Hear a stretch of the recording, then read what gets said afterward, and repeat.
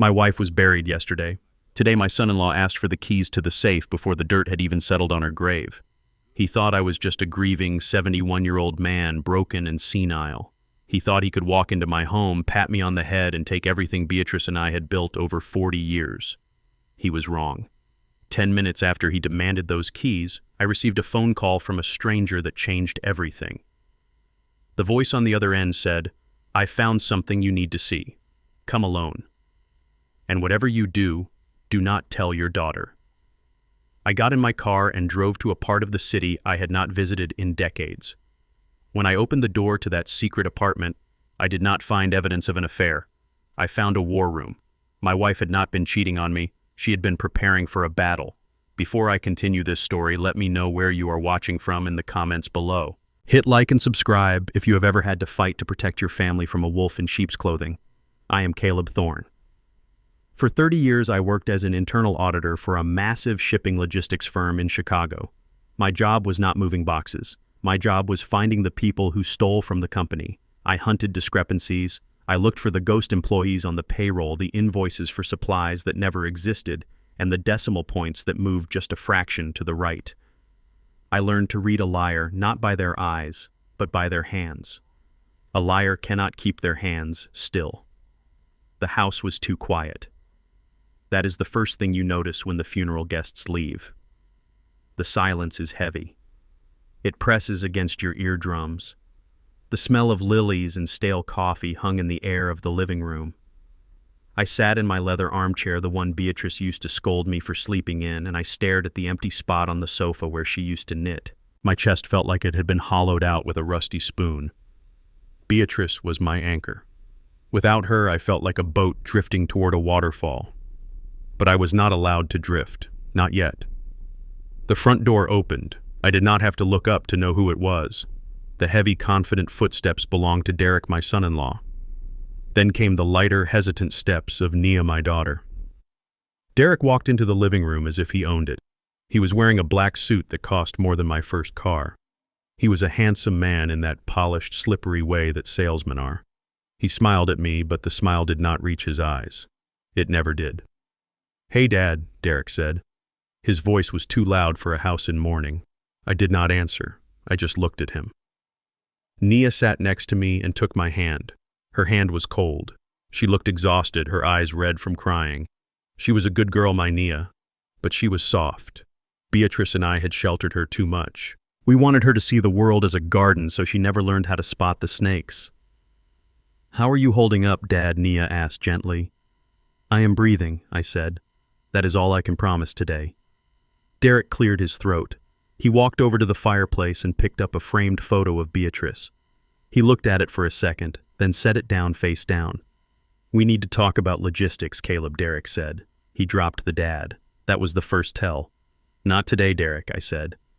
My voice sounded raspy like gravel grinding together. "We have to," he insisted. He pulled a chair over and sat directly in front of me, leaning in close. I could smell his cologne. It smelled like musk and ambition. "Look, Beatrice handled all the finances right. The insurance policies, the retirement accounts, the deed to this house. We need to locate those documents immediately. The tax implications of a death are complicated. If we do not file the right forms by the end of the week, the IRS will freeze everything. You do not want that, do you?" I stared at him. I knew the tax code better than I knew the Bible. You have months to file estate taxes, not days. He was lying. "I will handle it," I said. Derek chuckled. It was a dry, condescending sound. "Come on, Caleb, be realistic. You are 71. You have been retired for 10 years. You have been forgetting things lately. Remember last week when you lost your reading glasses?" "They were on my head," I said. "See?" Derek said, spreading his hands as if he had just proven a mathematical theorem. "You are confused. Grief makes it worse. Nia and I are worried about you. We do not want you making a mistake that could cost the family everything. Just give me the combination to the wall safe in the study. I will take everything to my office, organize it, and present you with a nice, clean spreadsheet. I am doing this for you." He put his hand on my knee. His grip was tight, too tight. It was not a gesture of comfort. It was a gesture of control. I looked at Nia. She was looking at the floor, biting her lip. She did not say a word. She never stood up to him. "I told you," I said, pulling my knee away. I will handle it. Derek's face hardened. The mask slipped for just a fraction of a second. His jaw clenched. Nia, he said, not looking at her. Tell your father he is being unreasonable. Dad, please, Nia whispered. Derek is a financial planner. He knows about these things. Let him help. You need to rest. I felt a surge of anger so hot it almost burned away the grief. A financial planner. That is what he called himself. I called him a gambler in a tailored suit. I knew he had lost money on crypto last year. I knew he had refinanced their house twice. Beatrice had suspected he was bleeding Nia dry, but we never had proof. I stood up. My knees popped, but I kept my back straight. I am tired, I said. I am going to lie down. Derek stood up too. He was taller than me, looming over me. We are not done, Caleb. Those papers need to be secured. My phone rang. The shrill sound cut through the tension like a knife. I pulled my old smartphone out of my pocket. The screen showed an unknown number. Who is that? Derek asked suspiciously. I ignored him and answered. Hello, is this Caleb Thorne? The voice on the other end was rough, deep, and sounded like it had smoked a pack of cigarettes for breakfast. Yes, who is this? My name is Henderson. I am the landlord of the property at 402 East 115th Street. I frowned. I think you have the wrong number. My wife and I have owned our home for 30 years. We do not rent. The man sighed on the other line. Look, Mr. Thorne, I know this is going to sound crazy, but your wife Beatrice Thorne has been renting the upstairs unit of my duplex for 3 years. She paid in cash, never missed a month. I froze. The phone felt slippery in my hand. Beatrice, renting an apartment. Why, I am listening, I said. She gave me strict instructions. Henderson continued. She said if anything ever happened to her, if she died, I was to call you immediately. Not a day later. Immediately. And she made me swear on my mother's Bible that I would not tell her daughter. Or the husband. The husband? You mean me? No, Henderson said. Her daughter's husband. The white guy. Derek. My blood ran cold. I looked up. Derek was watching me like a hawk. He was trying to listen to the conversation. She left something here for you, Henderson said. She said you need to see it before they find it. You need to come now. Do you know where East 115th is? I knew where it was. It was in the Roseland neighborhood. It was rough. Boarded up windows, drug dealers on the corners, and cops who only drove through with their sirens on. It was 40 minutes away. I will be there, I said. I hung up the phone. My heart was hammering against my ribs. A secret apartment. Cash payments. Before they find it, what had Beatrice been doing? Was she hiding money? Was she hiding a lover? The thought made me sick, but I pushed it away. Beatrice was many things, but she was not a cheater. Who was that? Derek asked again. He stepped closer, invading my personal space.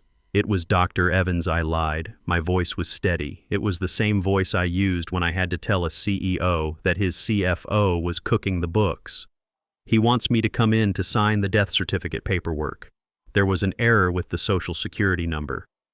I will drive you, Derek said immediately. No, I said. I need the drive. I need to clear my head. Derek narrowed his eyes. He did not believe me. I could see the gears turning in his head. He thought I was up to something, or maybe he just thought I was too old to drive. But he also wanted to search the house while I was gone. I knew exactly what he was thinking. If I left, he would try to crack the safe. Fine, Derek said, checking his Rolex. But don't take too long, we have a lot to do. I grabbed my car keys from the bowl by the door. I kissed Nia on the forehead. She looked up at me with those sad, lost eyes. Be careful, Dad, she said. I will, I said. I walked out the door and into the garage. I got into my 2015 Buick. It was old, but I kept the engine spotless. I backed out of the driveway, watching Derek in the rearview mirror. He was standing in the window watching me leave. He was on his phone. I drove toward the highway, but as soon as I was out of sight, I took the exit toward the south side. The scenery changed quickly. The manicured lawns of the suburbs gave way to concrete graffiti and iron bars on the windows. I had not been down here in years. This was where I grew up, before I got my degree, before I met Beatrice, before I clawed my way into the middle class. The streets were filled with memories, but I did not have time for nostalgia. I found the address. It was a faded brick duplex with peeling paint, An old man was sitting on the porch in a rocking chair, a shotgun resting casually across his lap. He was a big man, bald, with scars on his arms. This must be Henderson. I parked the car and got out. I checked my surroundings. 2 kids on bicycles were watching me. A car with tinted windows rolled by slowly. I buttoned my jacket. I might be 71 and I might walk with a cane sometimes, but I still knew how to carry myself in the hood. You walk with purpose. You look people in the eye. You do not look like a victim. I walked up the steps. "Mr. Thorne," the man asked. He didn't stand up. "That is me," I said. Henderson looked me up and down. "You look like her." She had that same look in her eyes, like she was constantly calculating the odds. He reached into his pocket and pulled out a key. "Upstairs, deadbolt and a chain." She changed the locks herself. Said she didn't trust my keys. "Smart woman." "Thank you," I said. I took the key. It felt heavy. "She was a good woman," Mr. Thorne, Henderson said softly. "She came here every Tuesday and Thursday for 3 years. Never made a sound, just sat up there. Sometimes I'd hear her typing. Sometimes I'd hear her crying.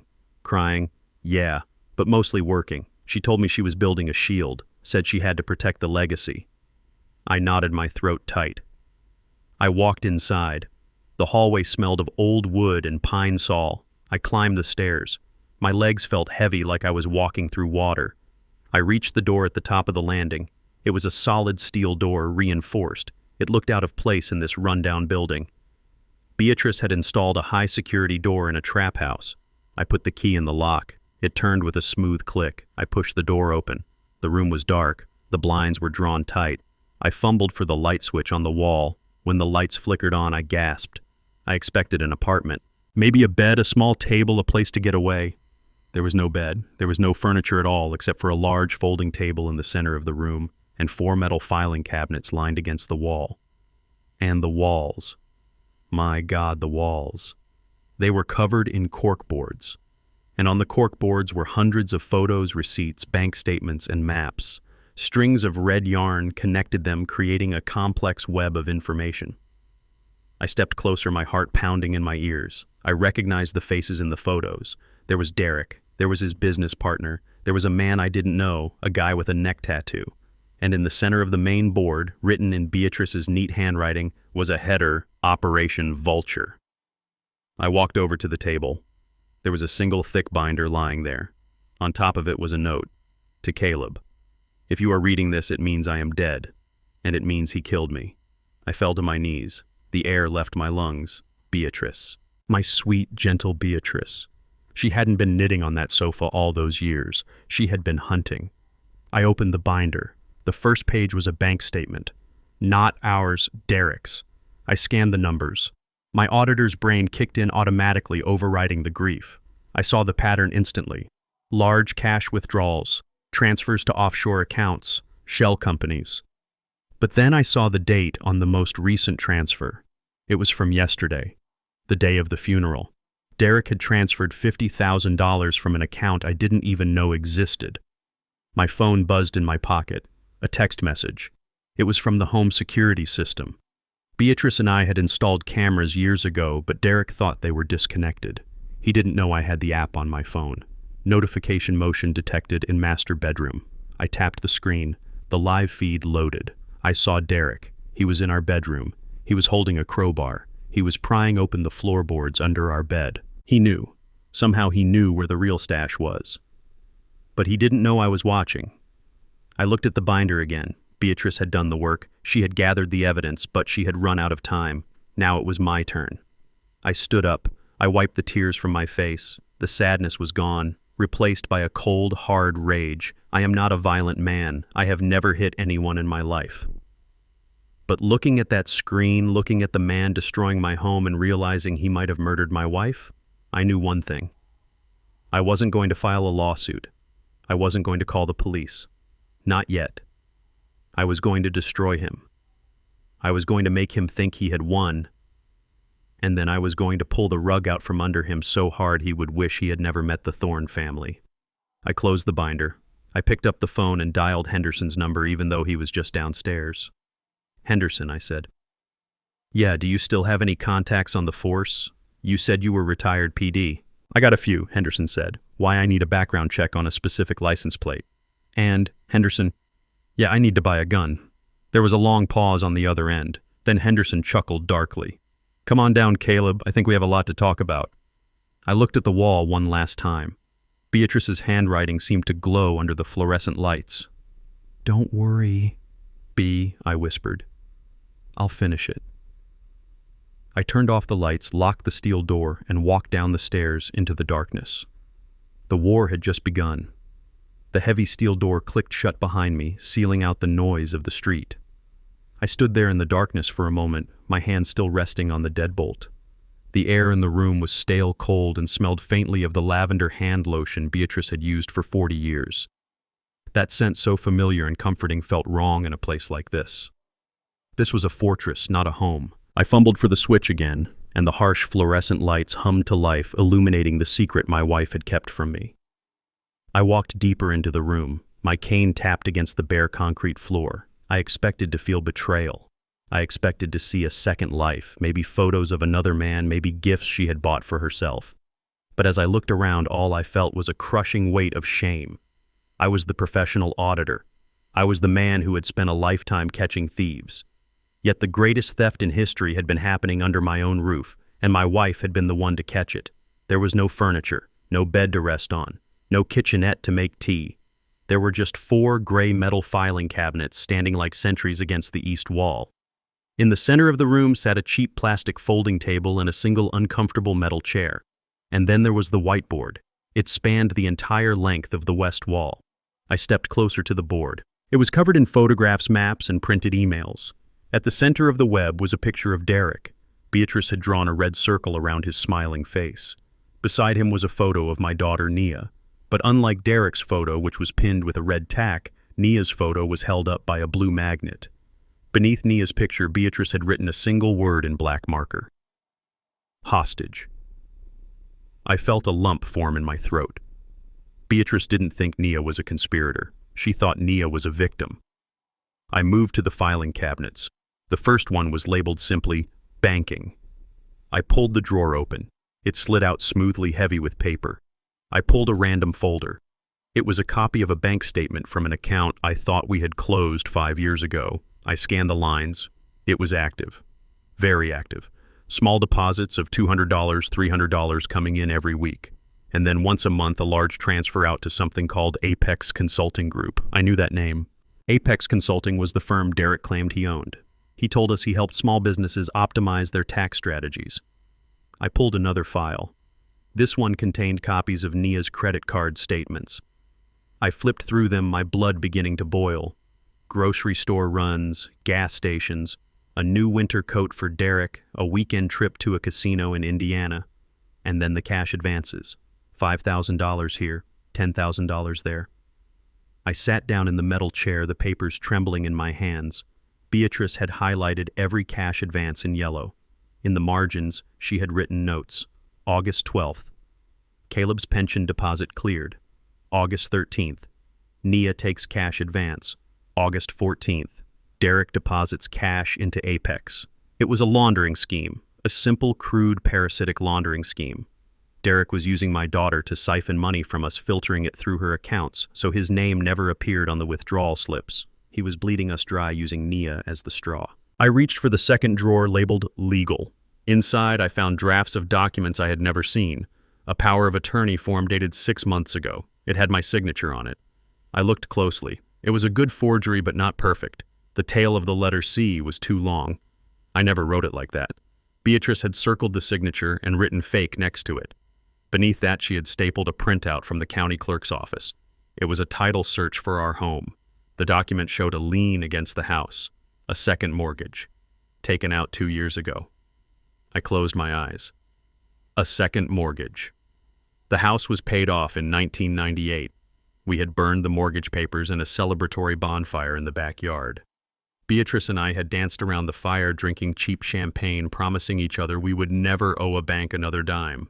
Derek had taken out a loan against our home. And because Nia's name was on the deed as a co-signer for estate planning purposes, he had coerced her into signing for it. I slammed the drawer shut. The sound echoed like a gunshot in the empty room. I turned my attention to the table. Lying next to the thick binder was a small leather-bound notebook. It was Beatrice's personal diary. I recognized it immediately. I had bought it for her 3 Christmases ago.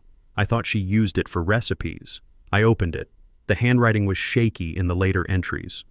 October 15th. I confronted Nia today. She cried. She said Derek promised it was just temporary, that he just needed liquidity for a big deal. I told her he is stealing our retirement. She begged me not to tell Caleb. She said it would kill him. She said Derek would leave her if the money stopped. God help me, I am raising a coward. November 3rd. I went to the bank.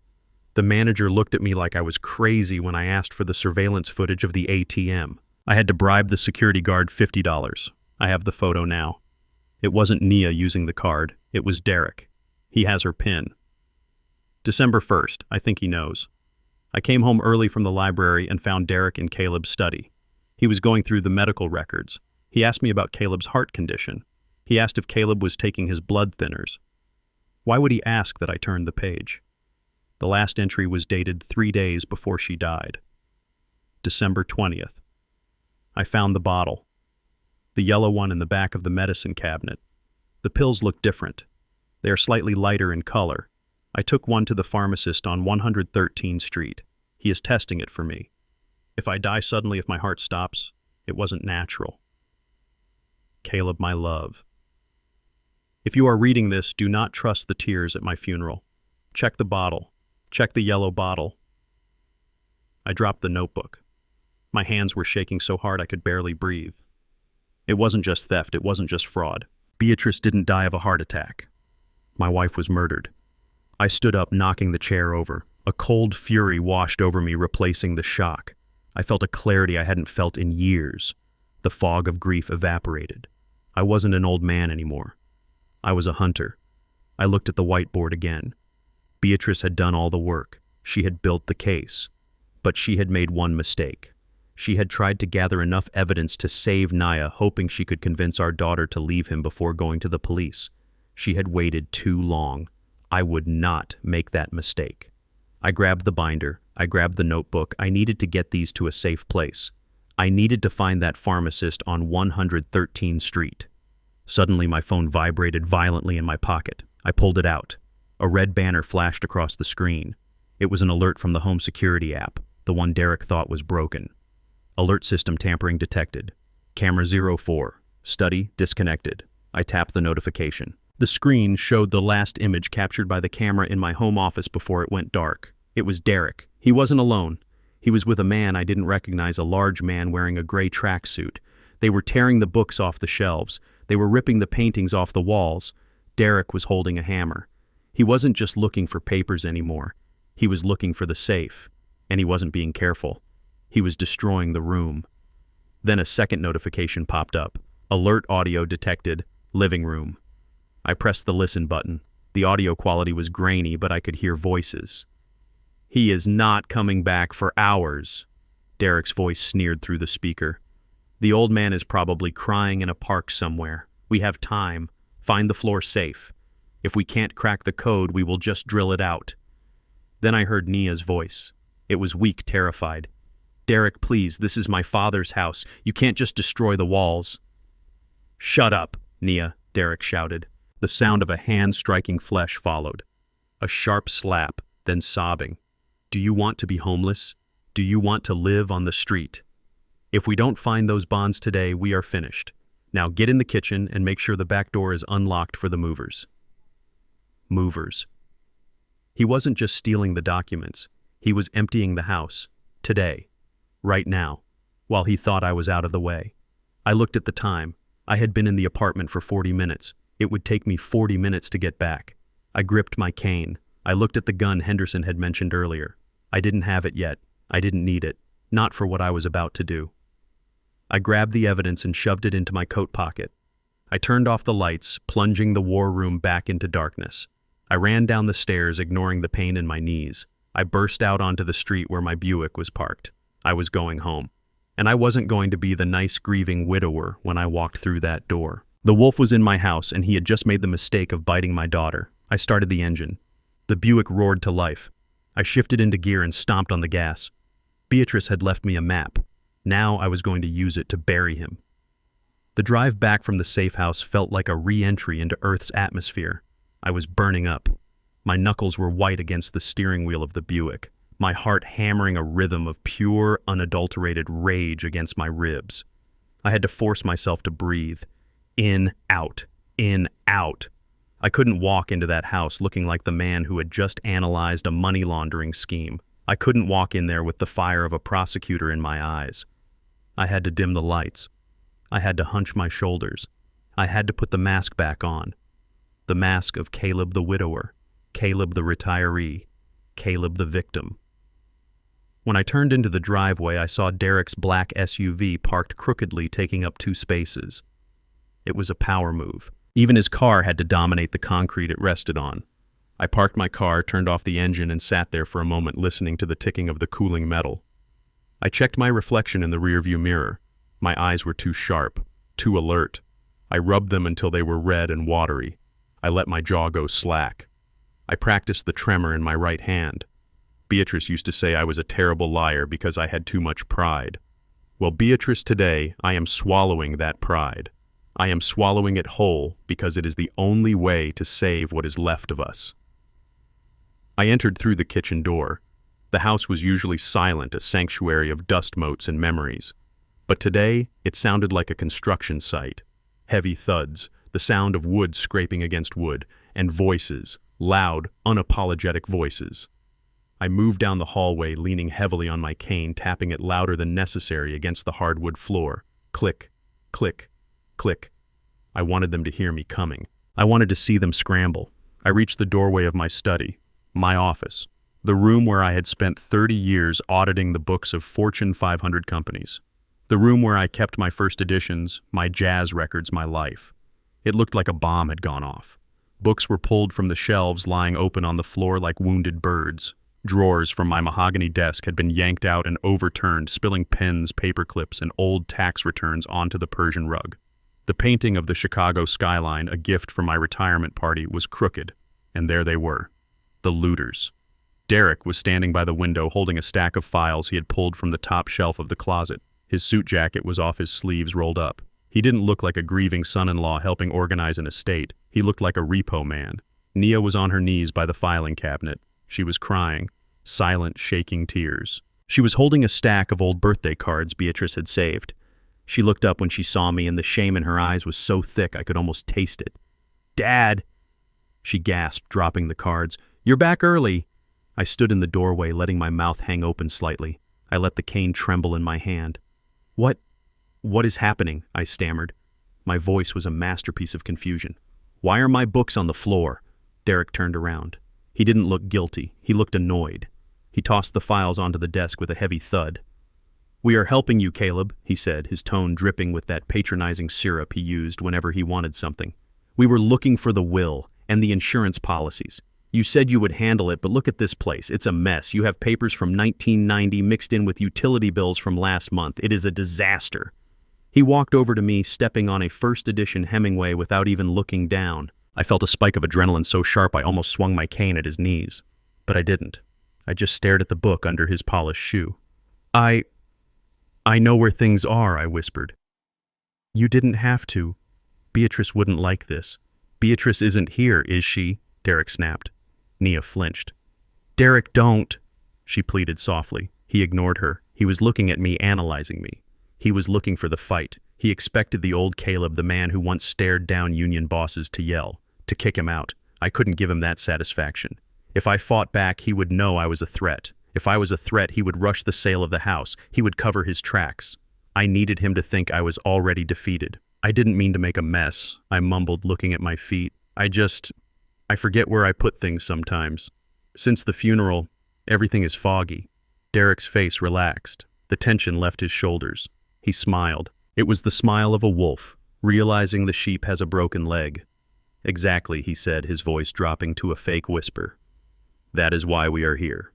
We are doing the heavy lifting so you don't have to. You shouldn't be worrying about paperwork. You should be resting." He walked over and put an arm around my shoulder. I had to force myself not to recoil. His touch felt like a brand. "Why don't you sit down?" Derek suggested, guiding me toward the leather armchair in the corner, the only piece of furniture they hadn't overturned. Nia, get your father some water. He looks pale. Nia scrambled to her feet, wiping her eyes. I'll get it, she said, rushing past me to the kitchen. I sank into the chair. I let my head loll back. I closed my eyes, but I kept them open just a slit. I watched Derek. He went back to the desk. He wasn't looking for a will. He was looking for account numbers. He was flipping through my ledger, taking pictures of pages with his phone. He was so arrogant. He didn't even care that I was in the room. To him, I was just furniture. Old, depreciating furniture. Nia came back with a glass of water. Her hands were shaking as bad as mine were pretending to be. Here, Daddy, she said. Her voice broke on the word Daddy. I reached out to take the glass. This was the moment, the performance of a lifetime. As my fingers brushed the cold glass, I spasmed. I jerked my hand intentionally, hitting the bottom of the glass. It flew out of Nia's hand. Crash! The glass shattered on the hardwood floor. Water splashed everywhere, onto the rug, onto Nia's shoes, onto the hem of my trousers. Oh no, I cried out, shrinking back into the chair. Oh God, I'm sorry. I'm so clumsy. Look at me. I'm useless. I started to reach down to pick up the shards, my hands trembling violently. No, Dad. Don't touch it, Nia cried, dropping to her knees to stop me. You'll cut yourself. Derek turned around slowly. He looked at the shattered glass, then at the water soaking into the rug, then at me, a shivering, apologizing old man cowering in a chair. He didn't get angry. He laughed. A short, sharp bark of laughter. Jesus, Caleb, he said, shaking his head. You really are losing it, aren't you? You can't even hold a glass of water, and you think you can manage $1 million estate. He walked over and stood over me. Leave it, Nia, he ordered. The maid can clean it up tomorrow. If we still have a maid. He looked at me with pure pity. Pity is a dangerous weapon. It makes you careless. It makes you think your opponent is finished. Maybe we should call it a day, Derek said. I think we have found enough for now. The old man needs a nap. He is a danger to himself. He grabbed his jacket from the back of the chair. Come on, Nia, let's go. We have that dinner with the investors. But the mess, Nia said, looking around the destroyed room. Leave it, Derek barked. He grabbed her arm, pulling her up. We will send a cleaning crew. Let's go. He didn't even say goodbye to me. He just walked out. Nia looked back, once mouthing, I'm sorry, before disappearing down the hallway. I heard the front door slam. I heard the beep of his car unlocking. I heard the engine rev and the gravel crunch as they pulled away. I sat there for a full minute, listening to the silence return to the house. Then I stopped shaking. I sat up straight. I brushed the water off my trousers. I looked at the shattered glass on the floor. It was a mess, yes, but it was a necessary mess. I stood up. I didn't need the cane. I walked over to the fireplace. Above the mantel hung a large oil painting of a lighthouse. It was a replica of the lighthouse in North Carolina where I had proposed to Beatrice. Derek had ignored it. To him, it was just bad art. But to us, it was the keeper of secrets. I reached behind the frame and found the small latch. I pressed it. The painting swung forward on hidden hinges, revealing the wall safe. My heart skipped a beat. The keypad was dark. But the door was ajar. Just a fraction of an inch. Derek hadn't cracked the code. He hadn't needed to. I pulled the heavy steel door open. I knew exactly what was supposed to be in there. A stack of savings bonds, my mother's diamond ring, and the most important document of all, the original deed to this house. The physical proof of ownership that no digital record could fully replace in a dispute. I reached inside. My hand met empty air. The bonds were gone. The ring was gone. And the deed, gone. I felt a cold sweat break out on the back of my neck. I wasn't acting anymore. This was real fear.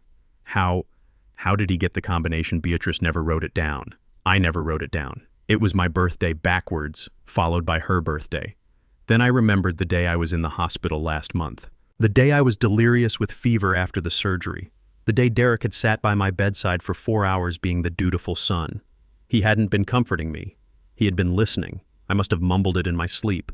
Or he had asked me questions, guiding my confused mind to give up the numbers. He had been planning this for months. I slammed the safe door shut.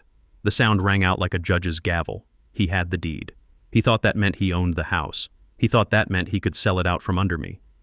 He didn't know about the trust. He didn't know that the piece of paper he stole was now just a historic relic invalidated by the paperwork Beatrice had filed 3 weeks ago. But he didn't know that yet. And I wasn't going to tell him. I walked back to my desk. I picked up the phone. I dialed Henderson's number again. He took the bait, I said. He thinks I'm senile. And he cleared out the safe. Good, Henderson rumbled on the other end. That's grand larceny. We got him on the theft. Now we just need to nail him on the fraud. I looked down at the broken glass on the floor. A shard caught the light, gleaming like a jagged tooth. He is going to try to sell the house this week, I said. I can feel it. He is desperate for cash. Let him try, Henderson said. When he tries to sell a house he doesn't own, that's when we close the trap. I hung up. I looked around my ruined study. Clean up your mess, Derek, I whispered to the empty room, because you are never stepping foot in this house again. I went to the closet and pulled out a broom. I swept up the glass myself. I wasn't going to wait for a maid. I had work to do. I had to prepare for the next step. I had to prepare to lose everything so I could win it all back. But first I had to survive dinner, because if I knew Derek, the next move wouldn't be theft, it would be an eviction, and he would try to make it look like it was for my own good. I emptied the dustpan into the trash. The glass tinkled as it fell, the sound of things breaking. It was the sound of my family, and I was the only one left holding the glue. Dinner that night was a masterclass in tension. The air in the dining room was so thick you could have carved it with a steak knife. Derek sat at the head of the table in my chair, cutting his roast beef with surgical precision. Nia sat to his right, pushing peas around her plate, her eyes darting between her husband and me like a frightened bird. I sat opposite Derek, chewing meat that tasted like cardboard. I was exhausted from the afternoon's revelations, but my mind was racing at 100 miles an hour.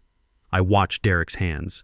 He held his fork like a weapon. He poured the wine with a flourish that was too grand for a Tuesday night. He was celebrating. He thought he had broken me earlier in the study. He thought the old man was ready to fold. Then came the prop. Derek reached under the table and produced a thick, glossy folder. He placed it in the center of the table right next to the gravy boat. The cover featured an elderly couple with blindingly white teeth playing golf under a perfect Photoshop blue sky.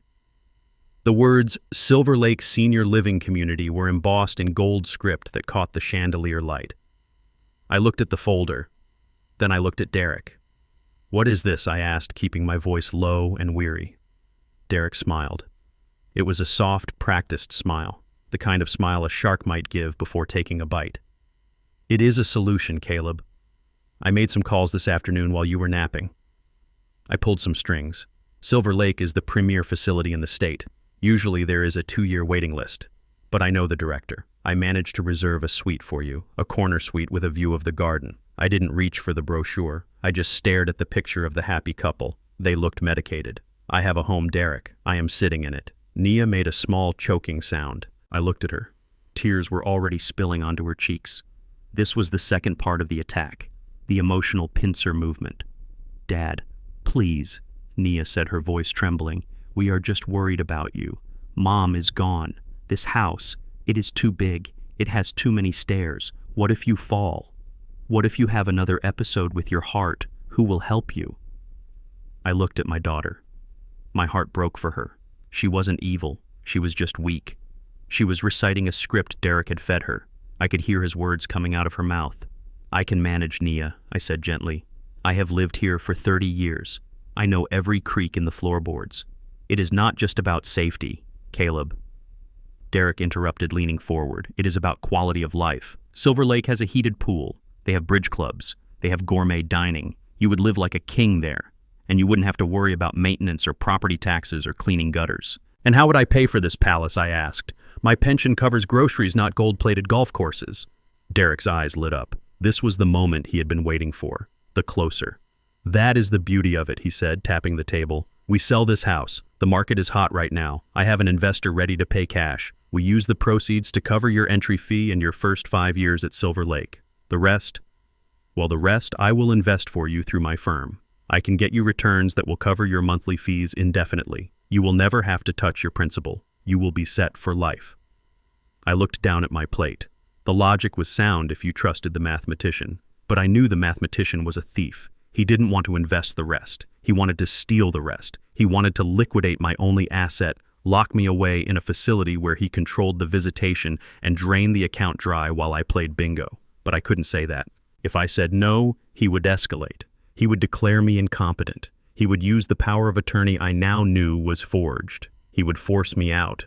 I had to play the game. I had to be the tired, confused old man he wanted me to be. I let my shoulders slump. I let out a long, shuddering sigh. I picked up the brochure and opened it with shaking hands. I looked at the photos of the sterile rooms and the smiling nurses.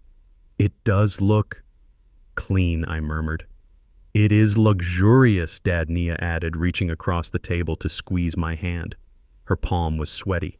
"You deserve to relax. You spent your whole life working. Let us take care of the heavy lifting now." I looked at the brochure for a long time. I was calculating. I needed time. I needed to get into the bank records Beatrice had found. I needed to trace the money.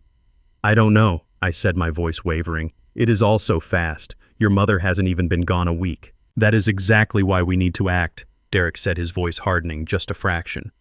"Delaying only makes it harder. The market could turn. This spot at Silver Lake could go to someone else.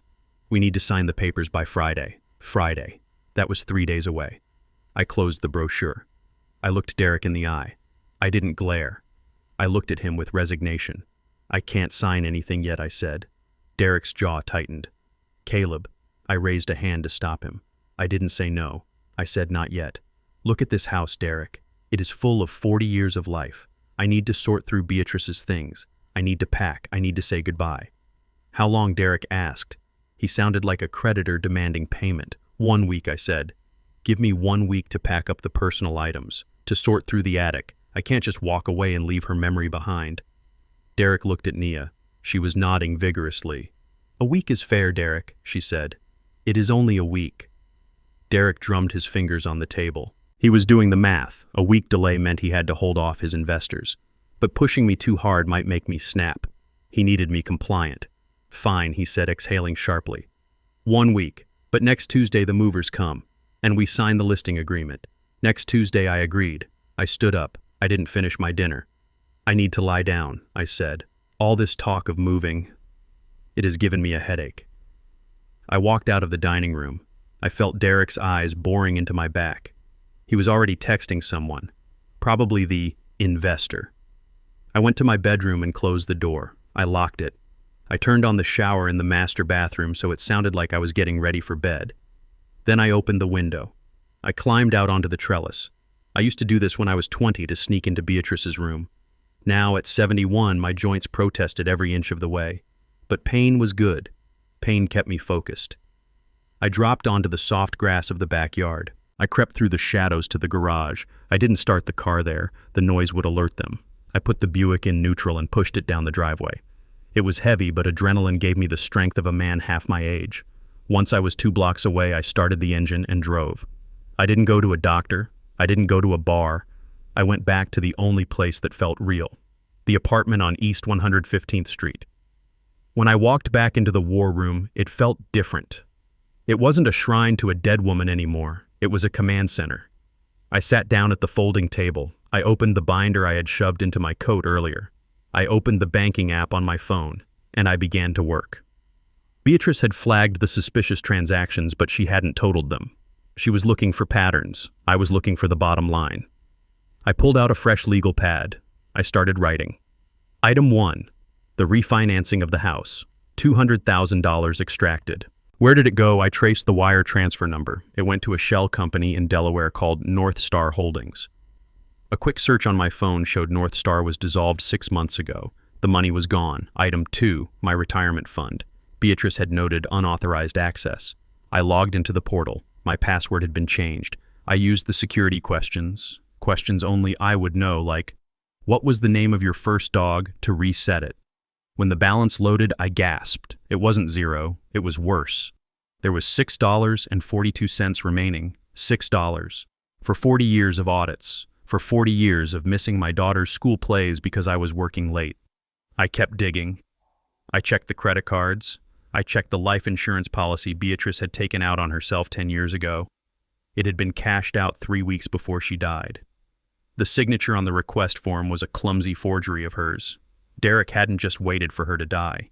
He had liquidated her life while she was still breathing. I added up the numbers, the mortgage, the pension, the insurance, the credit card debt, the savings bonds. I wrote the final number at the bottom of the page. I circled it 3 times. The tip of my pen tore through the paper. $1,540,000. I stared at the number. My vision blurred. This wasn't just greed. This wasn't a bad investment. This was an annihilation. Derek hadn't just stolen our money. He had stolen our past and our future. He had stolen the trips Beatrice and I would never take. He had stolen the college fund for the grandchildren we hoped to have. He had stolen the dignity of my final years. And he wanted to put me in a home. He wanted to lock me away in Silver Lake so I wouldn't notice that the checks were bouncing. I slammed my fist onto the table. The metal filing cabinets rattled. 1 week. I had bought myself 1 week. It wasn't enough time to get the money back. The money was likely in the Cayman Islands or up Derek's nose by now, but it was enough time to build a trap. I looked at the whiteboard. I looked at the picture of Nia. He had used her.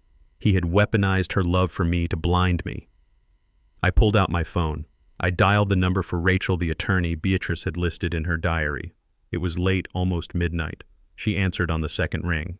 "Hello?" Her voice was sharp alert. "This is Caleb Thorne," I said. "I found the room." "I was wondering when you would call," she said. "Do you have the binder? I have everything I said. And I know how much he took. 1.5 million. There was a silence on the line. Then Rachel spoke, her voice softer. "We can get him, Caleb. But we have to be smart. He has the original deed, doesn't he?" "He thinks he does," I said. "Good," Rachel said. "Let him think that. Let him set up the sale. That is when we catch him. But Caleb, there is something else you need to know. Something Beatrice didn't write in the binder because she couldn't bear to put it on paper. What I asked, my grip tightening on the phone. The life insurance policy, Rachel said. The one he cashed out. The beneficiary wasn't him, and it wasn't you. Who was it? It was Nia, Rachel said. He forged Nia's signature to cash it out. If we go to the police now without the full context, your daughter looks like the accomplice. He set it up so she takes the fall if the scheme collapses. I felt the blood drain from my face. He had rigged the game so perfectly. If I fought him, I destroyed my daughter. If I did nothing, I destroyed myself. I looked at Nia's photo again. The word hostage made more sense now. She wasn't just a hostage. She was a human shield. "I won't let her go down for this," I whispered. "Then we have to make sure he is the only one holding the bag when the police arrive," Rachel said. "We need him to confess. We need him to say it out loud." I looked at the empty chair across the table. I imagined Derek sitting there smug and smiling. "I will get him to say it," I said. "I will get him to scream it." I hung up the phone. I looked at the number on the legal pad one last time. 1.5 million. I tore the page off the pad. I folded it and put it in my pocket next to my heart. The mourning period was over. The hunt had begun. I drove back to the house in a daze, the numbers on the legal pad burning a hole in my pocket. $1.5 million. That was the theft. That was the financial crime. But Beatrice's diary had hinted at something darker, something that made the money look like petty change. She had written about the yellow bottle. She had written about the pills looking different. When I pulled into the driveway, the house was dark except for the kitchen light. Derek's car was still there, parked aggressively across 2 spots as usual. I entered quietly through the garage. I could hear the television blaring in the living room, some mindless reality show Nia watched to numb herself. Derek wasn't watching. I could hear him on the phone on the patio, his voice low and urgent. I didn't go to them. I went straight to the kitchen. The room was a mess. Takeout containers from the night before were piled on the counter. Crusty plates sat in the sink. Derek treated my home like a hotel where the maid service was included. But his laziness was my advantage. He was arrogant. He thought he had scrubbed the crime scene, but arrogant men always miss the small details. They look at the big picture, the bank accounts, the deeds, and they forget the trash. I walked over to the tall stainless steel trash can in the corner. My heart was hammering against my ribs, a frantic rhythm that reminded me I was 71 years old and running on adrenaline and rage. I stepped on the pedal. The lid hissed open. The smell of stale curry and old coffee hit me. I saw coffee grounds, styrofoam clamshells, and empty soda cans. I reached in. I didn't care about the filth. I pushed aside a greasy pizza box. I dug through the refuse of the people who were eating me alive, and there it was. Buried under a pile of wet paper towels was a small amber plastic cylinder. My hand closed around it. It felt cold. I pulled it out and wiped it on my trousers. It was Beatrice's heart medication, digoxin, 250 micrograms. I stared at the label. It was the prescription I had picked up for her 2 weeks ago, but something was wrong. The label was slightly peeled at the corner, and when I shook it, the rattle sounded different. Digoxin pills are tiny dents. These sounded lighter, chalkier. I uncapped the bottle and poured a few tablets into my palm. They were white, they were round, they looked exactly like her heart medication. To the untrained eye, they were identical, but I wasn't looking with an untrained eye. I was looking with the eyes of a husband who had organized his wife's pillbox every Sunday morning for 10 years. The edges were too sharp. The imprint of the manufacturer's code was slightly off-center. I squeezed one between my thumb and forefinger. It crumbled. Digoxin doesn't crumble. It's hard. I poured them back into the bottle and shoved it deep into my coat pocket. I needed confirmation. I couldn't go to the police with a hunch. If I was wrong, Derek would claim I was senile paranoid trying to frame him. I needed science. I slipped out the side door, bypassing the living room entirely. I got back into my Buick. I didn't turn on the headlights until I was down the block. I drove to a part of town that had changed names 3 times since I was a boy. Now they called it the Arts District, but to me it was still the old neighborhood. I pulled up in front of a small corner pharmacy with a fading sign that read Johnson's Apothecary. The lights were off. It was almost midnight, but I knew the owner. Samuel Johnson and I had gone to high school together. He was one of the few black pharmacists in the city back in the 70s. He didn't trust chain stores and he didn't trust computers, but he knew chemistry better than anyone alive. I banged on the metal security grate. Samuel the first hissed, "Samuel, it's Caleb. Open up." A minute later, a light flickered on in the back. Samuel appeared wearing a robe over his pajamas, looking annoyed. He squinted through the grate, then his eyes widened. "Caleb." He unlocked the heavy padlock and rolled the gate up just enough for me to duck under. "What are you doing here, man? I heard about Beatrice. I'm so sorry. I was coming to the wake, but my hip..." I didn't have time for pleasantries. I grabbed his arm. "I need you to test something for me, Samuel. Right now." He looked at the desperation in my face and didn't ask questions. He locked the gate behind us and led me to the back counter where the air smelled of rubbing alcohol and peppermint. I pulled the bottle out of my pocket and set it on the counter. "Tell me what those are," I said. Samuel put on his glasses. He picked up the bottle. He frowned. "Label says digoxin," he muttered. He poured a pill out. He held it up to the light. Then he took a small knife and scraped the surface. He tasted a tiny speck of the powder on his tongue. He spit it out immediately into a sink. "That's not digoxin," he said flatly. "What is it?" I asked. My voice was barely a whisper. Samuel walked over to a microscope. He crushed the pill on a slide and looked through the lens. He was silent for a long time. The ticking of the wall clock sounded like a countdown. "It is a supplement," Caleb Samuel said, finally straightening up. "Caffeine and ephedrine. It's basically a diet pill. A stimulant. A stimulant." I felt the room spin. If Beatrice took this... Samuel looked at me with horror dawning in his eyes. "Caleb, Beatrice had a arrhythmia. Her heart was fragile. Digoxin slows the heart rate down, controls the rhythm. If she stopped taking it, she would be in danger. But if she replaced it with a stimulant, it would induce a heart attack." I finished for him. Samuel nodded grimly. "It would overwork the muscle until it just gave out.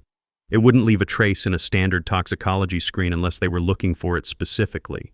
They would just call it cardiac arrest. Natural causes." I gripped the edge of the counter. The world tilted on its axis. My wife didn't die of natural causes. She was murdered. Derek hadn't just stolen her money. He had realized she was investigating him. He knew she was getting close to the truth.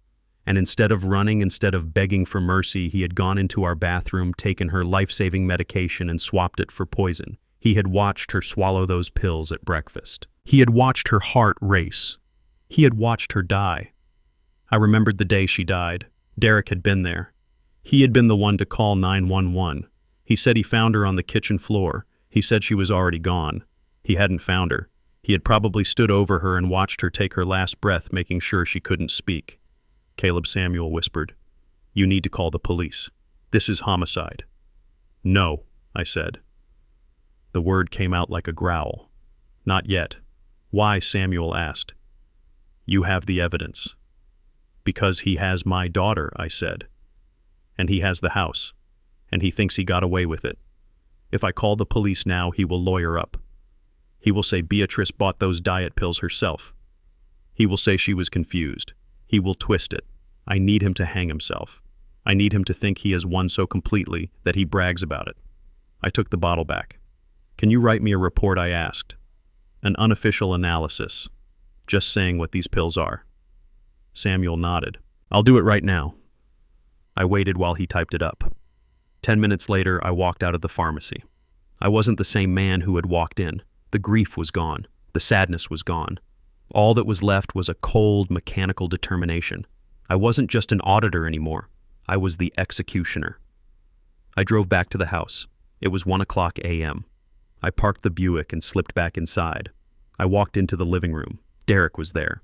He was pouring himself a glass of my expensive scotch, the bottle I had been saving for my 50th anniversary. He looked up as I entered. He didn't look guilty. He looked triumphant. Where have you been, Caleb? He asked, swirling the amber liquid. We were worried. Nia thought you wandered off. I couldn't look at him. If I looked at him, I would kill him with my bare hands right there in the living room. And I needed him alive, for now. I went for a drive, I said, keeping my head down, shuffling my feet. I got confused. I couldn't remember the way to the store. Derek smirked. He took a sip of the scotch. Well, sit down. I have some good news. Something that will cheer you up. I sat on the edge of the sofa. I kept my hand in my pocket, clutching the bottle of fake pills. What is it? I asked. Derek pulled a folded check out of his pocket. He waved it in the air like a flag. I found a buyer for the house, he said. A cash buyer. They want to close immediately. No inspections, no contingencies. They just wired the deposit. Who, I asked. Who buys a house at 1:00 a.m. without seeing it? An investment group, Derek said smoothly. Vanguard Holdings. Very prestigious. They focus on distressed assets. Distressed assets. That's what he called my life. I know Vanguard Holdings doesn't exist. I know it because I audited shell companies for 30 years. Vanguard Holdings is Derek. It's the money he stole from me, recycled back to buy my own house for pennies on the dollar. He was using my own life savings to evict me. That is fast, I stammered. It is a miracle, Caleb, Derek corrected. He walked over and patted me on the shoulder. The hand that patted me was the same hand that had swapped the pills. It took everything in my soul not to break his wrist. We signed the papers on Friday, he said, and then you are off to Silver Lake. A new beginning. I looked up at him then. I forced a smile. A weak, trembling old man's smile. Thank you, Derek, I said. You really have thought of everything. I have, he said. I really have. He finished his drink and went upstairs to sleep next to the daughter he was holding hostage. I sat in the dark living room for a long time. He thought he had closed the deal. He thought he had committed the perfect crime. He didn't know that I had the bottle. He didn't know I had the pharmacist's report. And he didn't know that on Friday he wasn't going to be signing a deed. He was going to be signing his confession. I pulled the phone out. I texted Henderson. Text, it is a go for Friday. Bring the loud ones. Henderson replied instantly. Text, copy that. The trap is set. I went upstairs to my bedroom. I didn't sleep. I sat in the chair by the window, watching the moon, holding the bottle of poison in my hand, waiting for the sun to rise on the day of reckoning. I held the business card Beatrice had pinned to the corkboard in the war room. It was heavy cream-colored cardstock with raised black lettering. Goldman and Associates. I knew the name. They were not the kind of lawyers you called when you got a speeding ticket. They were the kind of lawyers you called when you wanted to sue a government or dismantle a corporation. They were sharks in expensive suits. And apparently my wife had one on speed dial. I drove downtown, the city skyline looming ahead of me like a jagged set of teeth. I parked the Buick in a garage that cost more per hour than I used to make in a day at the steel mill. I took the elevator to the 45th floor. My ears popped. The doors slid open to reveal a lobby that smelled of leather and espresso. A receptionist looked up, her eyes scanning my worn coat and my cane. Before she could ask if I was delivering a package, a door opened behind her. A woman stepped out. She was small, maybe 5 feet tall, with sharp features and hair the color of steel wool pulled back into a severe bun. She wore glasses on a chain and a suit that looked like it was cut from armor. "Mr. Thorne," she said. Her voice was like cracking ice. "I am Rachel Goldman. I have been expecting you." She didn't offer a handshake. She turned and walked back into her office. I followed. The office was corner-facing with a view of Lake Michigan that stretched to the horizon, but Rachel didn't look at the view. She sat behind a desk that was completely bare except for a single file folder. "Sit," she commanded. I sat. I felt small in the leather chair. "Beatrice told me you were stubborn," Rachel said, opening the file. "She said you would try to fix this yourself before coming to me.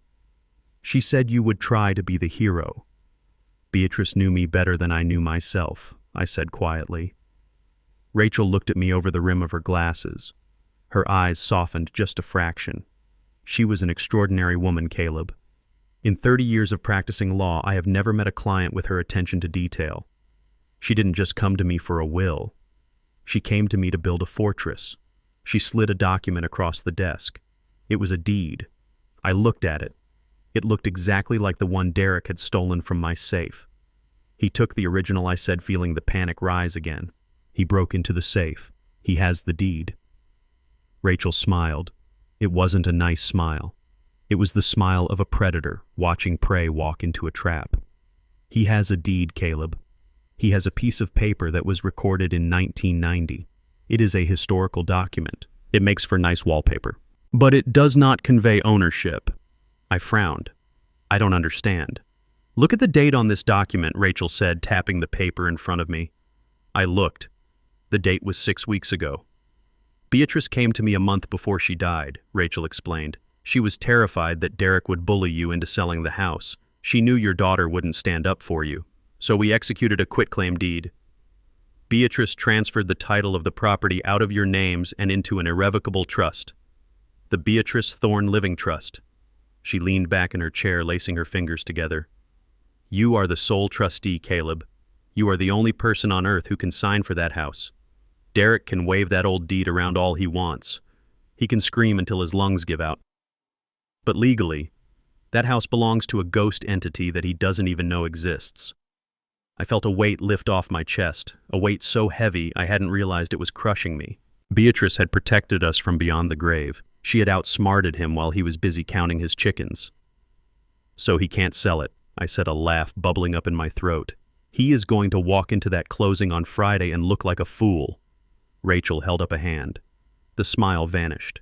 Her face became deadly serious. "No, Caleb. That is not the play." "What do you mean? If we tell him—" "Now," Rachel said, leaning forward, her voice dropping to a conspiratorial whisper, "if we stop him before the sale, what happens? He gets embarrassed.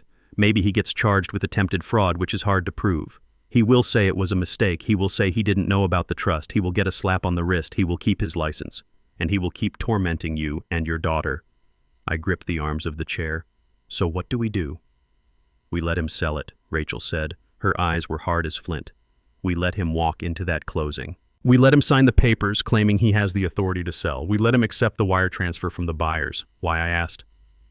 "Because," Rachel said, pointing a manicured finger at me, "the moment that money hits his account, it stops being a family dispute.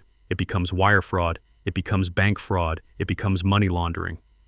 Those are federal crimes, Caleb. Those carry mandatory minimum sentences. 10 years, 20 years, no parole." She paused to let that sink in. "You found the pill bottle, didn't you?" she asked suddenly. I nodded, reaching into my pocket. "I have the report from the pharmacist." "Keep it," she said. "Murder is hard to prove without an autopsy, and he might have had her cremated too quickly for us to get a clean sample. But fraud, a paper trail, that is undeniable. We use the fraud to put him in handcuffs. Once he is in custody, once his assets are frozen and his reputation is destroyed, then we drop the hammer about the pills. We bury him under so many charges he will never see the sun again."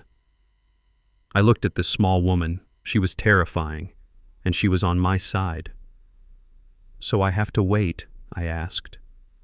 "I have to let him think he's winning until Friday?" "Yes," Rachel said. "You have to be the victim. You have to be the confused, helpless old man who is just doing what he is told. Can you do that? Caleb, can you swallow your pride for 3 more days?" I thought about Derek's smug face. I thought about him standing on my wife's grave. "I can do it," I said. "Good," Rachel said. She handed me a burner phone. "Don't use your regular line. He might be monitoring it." Text me when the closing starts. I will have the FBI waiting in the parking lot." The FBI. Rachel winked. Beatrice paid for the premium package, Caleb. We are not messing around. I walked out of that office feeling 10 feet tall. I had a secret weapon. I had a nuclear option. All I had to do was play the part. I drove home rehearsing my lines. "Yes, Derek." "Thank you, Derek." "Whatever you say, Derek," but when I pulled into the driveway, the rehearsal flew out of my head. The garage door was open, and inside there were black plastic trash bags, dozens of them, piled up like body bags against the wall. My heart stopped. I knew those bags. I knew the shape of them. I parked the car and scrambled out, forgetting my cane. I ran to the nearest bag and ripped it open. Blue velvet spilled out. It was Beatrice's Sunday dress, the one she wore to church every Easter. I ripped open another one. Her knitting yarn, her shoes, her coats. "No," I gasped. "No, no, no." I ran into the house. I found them in the master bedroom. Nia was standing in the closet. She was pulling Beatrice's clothes off the hangers in armfuls and shoving them into a hefty bag. The closet, which still smelled like Beatrice, was half empty. It looked like a skeleton. "Nia," I screamed. She jumped, dropping the bag. She spun around, her eyes wide with fear. "Dad, you scared me. What are you doing?" I roared. My voice shook the walls. "What are you doing with your mother's things?" Nia looked down. She twisted her hands together. Derek said we need to declutter. He said the staging company is coming tomorrow to prep the house for the new owners. They said personal items make the space look smaller. He said it's morbid to keep a dead woman's clothes hanging up. Morbid. I stepped forward. I grabbed the bag from her hands. "These are not just clothes, Nia. This is her life. You are throwing her away like garbage." "Dad, please," Nia sobbed. "We don't have space. We can't take all this to the nursing home. Silver Lake only allows 2 suitcases. We have to be practical." Practical. I looked at my daughter. She was wearing an expensive sweater Derek had probably bought with my money. She looked so much like Beatrice, but she had none of her fire. She was hollowed out. I wanted to shake her. I wanted to scream at her that her husband was a murderer and a thief. I wanted to tell her about the trust, about the lawyer, about the FBI. But I couldn't. If I told her, she would tell Derek. She couldn't help it. She was wired to seek his approval. She would run to him and ask if it was true, and he would know the trap was set. He would run. He would disappear with the money he had already stolen. I had to protect her by lying to her. I took a deep breath. I let the rage drain out of my face, replacing it with the mask of the defeated old man. I slumped my shoulders. I let tears, real tears, fill my eyes. Just leave the blue dress," I whispered brokenly. "Please, Nia, just the blue dress." Nia looked at me, her face crumbling. She pulled the velvet dress out of the pile. "Okay, Dad," she whispered. "Okay, we'll keep the blue dress." She hugged me. I hugged her back, but my arms felt stiff. I was hugging a stranger. Derek walked into the room then. He was holding a clipboard. He saw the hug. He saw the open trash bag. "Good," he said, checking something off his list. "The closet is almost done. Good job, Nia." He didn't even look at me. I pulled away from Nia. I clutched the blue dress to my chest. "I'm going to my room," I mumbled. "Take the rest of the bags to the curb," Derek ordered Nia. "The truck comes in the morning." I walked down the hall to the guest room where I had been sleeping since the funeral. I closed the door. I buried my face in the blue velvet dress. It smelled of lavender and Beatrice. I didn't scream. I didn't break anything. I just sat there rocking back and forth, listening to my daughter drag her mother's life out to the curb for the garbage men. Every bag she dragged was another nail in Derek's coffin. "Enjoy it, Derek," I thought, stroking the velvet fabric. "Clean the house, empty the closets, make it perfect. Because on Friday you are going to find out that you don't own the walls, you don't own the floor, and you definitely don't own me." I looked at the burner phone Rachel had given me. It sat on the nightstand, black and silent. A grenade waiting for the pin to be pulled. 3 days, just 3 more days. The next morning the house felt like a battlefield where the fighting had paused, but the air was still choked with smoke. I woke up early, my joints stiff from sleeping in the guest room chair. The blue velvet dress was still draped over my lap, a silent comfort in a house that was rapidly becoming hostile territory. I folded it carefully and hid it under the mattress. It was the only piece of Beatrice I had left, and I wasn't going to let the cleaning crew or my son-in-law touch it. I went downstairs. The smell of bacon grease hung in the air, but it didn't smell like the Sunday breakfasts Beatrice used to make. It smelled burnt, I found Nia in the kitchen, standing over the stove, frantically scraping black char off a piece of toast. She looked terrible.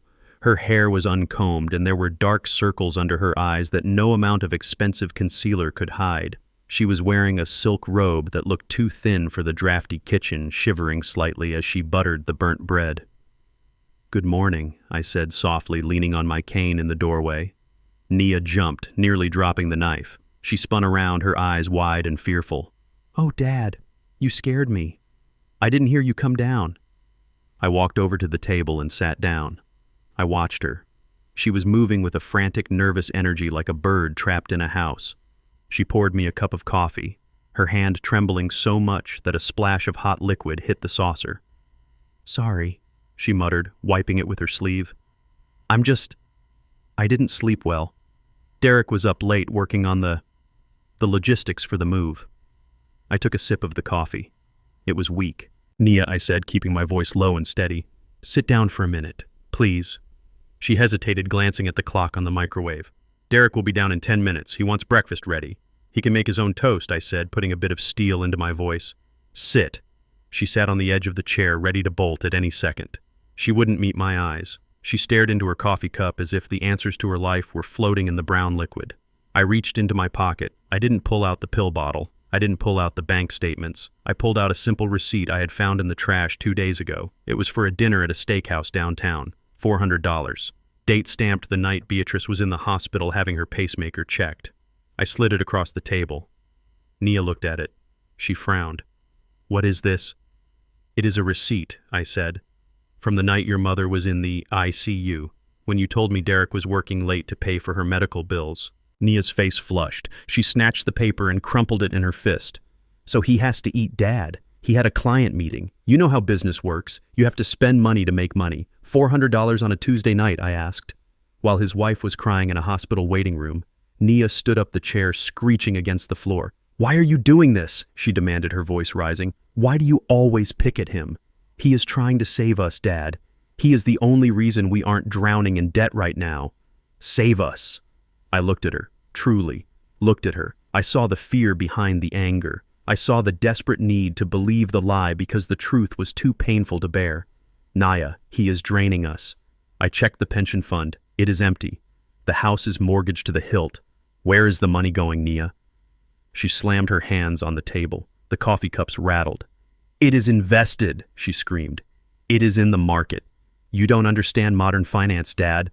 You are stuck in the past with your passbooks and your savings bonds. Derek is a visionary. He is a thief," I said calmly. That was the spark that ignited the powder keg. Nia's face twisted into something ugly, something I had never seen before. It wasn't just anger, it was hatred.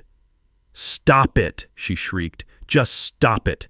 I know what this is about. I have always known." "What is it about?" I asked. "It is because he is white." The words hit me like a physical blow. I sat back in my chair, stunned. "Excuse me. You heard me?" Nia yelled, tears streaming down her face. "You never liked him. From the moment I brought him home, you looked at him with that judgmental stare. You hated that I married a white man, you and Mom both. You smiled at the wedding, but I knew what you were thinking. You thought he wasn't one of us. You thought he wouldn't understand our struggle. Well, guess what, Dad? He understands me better than you ever did." I felt a coldness spread through my chest that had nothing to do with the temperature of the room. I was a man who had marched in the 60s. I was a man who had been denied promotions because of the color of my skin. I had taught my daughter to judge people by the content of their character, not their complexion. And now she was using my own history as a weapon to defend the man who was robbing her blind. "Nia," I whispered, "this has nothing to do with race. This has to do with math. Numbers don't have a color. Theft doesn't have a race. You are a racist old man," she spat out. The venom in her voice was shocking. "You are bitter because he is successful. You are bitter because he is confident. You want him to fail so you can say, 'I told you so.' Well, he isn't going to fail. He is going to take us to Silver Lake and we are going to be happy and I won't have to listen to your poison anymore." She was panting, her chest heaving. She looked at me with pure defiance. In that moment, something inside me broke. It wasn't my heart. My heart had already been broken when Beatrice died. This was something else. It was the tether the invisible cord that connects a father to his child. I realized then that I couldn't save her. Not with words, not with love. She was gone. She had been rewritten by him. Her mind was a colony and he was the occupier. If I kept trying to reach her, I would only push her closer to him. If I showed her the evidence now, she would run upstairs and tell him. She would warn him. She would destroy the trap I had set. I had to let her go. I had to cut the limb to save the body. I looked at my daughter. I didn't see the little girl I had taught to ride a bike. I saw a stranger who was standing between me and justice. I took a deep breath. I picked up my cane. I stood up slowly. I didn't yell back. I didn't defend myself against the accusation. I just looked at her with a profound, terrifying sadness. "If that is what you believe, Nia," I said quietly, "then I have failed you as a father, but not for the reasons you think." Nia froze. She looked unsure for a second, her anger wavering in the face of my calm. "Dad," she started. But before she could say another word, the kitchen door swung open. Derek walked in. He was wearing a fresh suit, crisp and sharp. He smelled of expensive cologne and arrogance. He looked from Nia's tear-stained face to me. He didn't ask what was wrong. He didn't care. He smiled that shark smile. "Good morning, family," he boomed. Intense conversation. Good. We need intensity today. We have a deadline. He walked over to the counter, poured himself a coffee, and took a sip from my favorite mug. Then he reached into his briefcase and pulled out a document. It was thick, stapled on blue paper. He slapped it down on the table in front of me. "We have a small hiccup with the closing, Caleb," he said casually, as if talking about the weather. "The title company is being a pain. They want an updated power of attorney. The one we have on file is apparently too old for their compliance department." "Bureaucrats, right?" He clicked a gold pen and held it out to me. "Just sign here. It authorizes me to handle the final transfer on Friday so you don't have to be dragged into a boring conference room. It is for your convenience." I looked at the document. It wasn't just a specific power of attorney for the house. It was a general durable power of attorney. It gave him control over everything: my health care, my remaining bank accounts, my social security, even the right to commit me to a mental institution. If I signed this, I ceased to be a person. I became his property. I looked at Nia. She was wiping her eyes, avoiding my gaze. She knew what this was. She had probably typed it for him. "Just sign it, Dad," she whispered, her voice dull and defeated. "Please, don't make a scene. Prove you trust us. Prove I trust them." That was the trap. If I refused, I confirmed her accusation that I was a bitter, racist old man. If I signed, I handed him the knife to cut my throat. Derek waved the pen in front of my face. "Tick-tock, Caleb," he said, his voice hardening. "The courier is waiting. We don't want to delay your big move to Silver Lake, do we?" I looked at the pen. I looked at his eyes. They were cold, dead eyes. I reached out and took the pen. My hand didn't shake this time. I looked down at the paper. I knew what I had to do. I had to play the fool one last time. I had to make him think he had won the war so he wouldn't see the landmine I was about to step off of. "I'm sorry, Nia," I said softly. I wasn't apologizing for the fight. I was apologizing for what I was going to do to her husband on Friday. I lowered the pen to the paper. Derek leaned in, greedy, hungry, watching the tip of the pen like a vulture watching a dying animal. I pressed down, and then I stopped. The pen in my hand felt like a lead weight. It was a Mont Blanc, heavy and black with gold trim. It belonged to Derek. Of course it did. My son-in-law was the kind of man who thought owning an expensive pen made him a writer, just like he thought wearing a suit made him a gentleman. I held it over the paper, letting the nib hover just millimeters above the signature line. The document was titled General Durable Power of Attorney. It was a death warrant for my independence. If I signed this, I was handing over the keys to my life. I was giving him the legal right to empty my account, sell my property, and throw me into a facility without my consent. I looked up at him. Derek was leaning against the edge of the kitchen table, his arms crossed, his foot tapping an impatient rhythm on the floor. He looked at his watch. "Come on, Caleb," he said, his voice tight with forced politeness. "My arm is getting tired holding this up. It is just a formality. We need it for the title company to process the sale. Unless you want to drag your bad hip all the way downtown and stand in line for 3 hours. I looked at Nia. She was staring at her hands, twisting her wedding ring. She wouldn't look at me. She had made her choice. She had chosen the predator over the protector because the predator had convinced her the jungle was safe. I took a breath. I let it out slowly, making it rattle in my chest. I slumped my shoulders, shrinking into myself. I allowed my hand to start trembling. At first it was a small tremor, just a vibration in the fingers. Then I let it travel up my wrist, up my forearm, until the pen was shaking visibly in the air. I can't see the line very well, I stammered. My eyes, the diabetes. Derek rolled his eyes. He didn't even try to hide it. He reached out and tapped the paper aggressively. Right there, Caleb, next to the X. Just put your name down. It doesn't have to be a masterpiece. I lowered the pen. The tip touched the paper. Ink bled into the fiber, creating a small dark blot. I started to write, C-A-L-E-B. But I didn't write it the way I had written it for 50 years. I didn't use the sharp, confident loops of a man who had signed off on multi-million-dollar shipping manifests. I wrote it like a broken man. I made the loop of the L too wide. I failed to cross the A. And most importantly, I changed the slant. My real signature leans 15 degrees to the right. It is aggressive, forward-moving. This signature, I made it lean backward. I made the letters drag as if they were reluctant to exist. I finished with T, H-O-R-N-E. I let the pen trail off at the end, creating a jagged line that looked like a dying heartbeat. There I whispered, dropping the pen as if I didn't have the strength to hold it anymore. Derek snatched the paper before the ink was even dry. He didn't scan the signature for authenticity. He didn't compare it to my driver's license. He just saw that the line was filled. He saw victory. Perfect, he said, a grin spreading across his face. That wasn't so hard, was it? He blew on the ink, waved the paper in the air, and slid it into his leather briefcase. The click of the latches snapping shut sounded like the door of a prison cell closing. Now we can move forward, he said, clapping his hands together. Nia, get your father some juice. He looks like he's about to faint. I have to go to the office and fax this over. We are on schedule for Friday. He turned to leave. He was practically vibrating with excitement. He had the deed. He had the power of attorney. He thought he had the kingdom. Wait, I said. Derek stopped in the doorway, annoyed. What now? My cane, I said. I think I kicked it under the table. I can't reach it. Derek sighed. He looked at Nia, but she was already at the fridge pouring juice. He groaned and walked back toward me. It is right there, Caleb, he said, pointing to the floor. I leaned down. I made a show of groaning, of clutching my back. I reached for the cane, but I fumbled it. I knocked it further under the table, right beneath the spot where Derek had been sitting.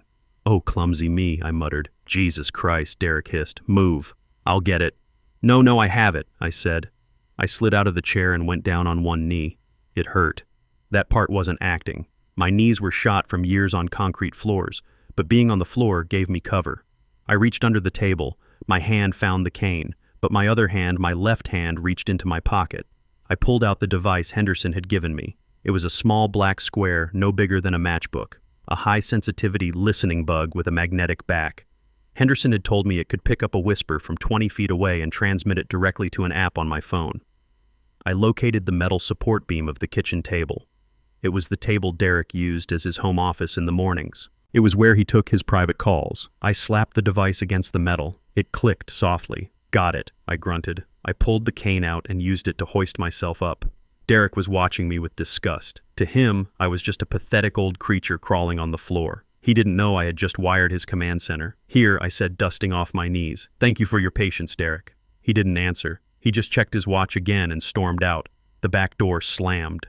The engine of his SUV roared to life. I stood in the kitchen listening to the sound of him driving away. My back straightened. The tremor in my hand vanished. Nia turned around with the glass of juice. Here, Dad. I don't want it, I said coldly.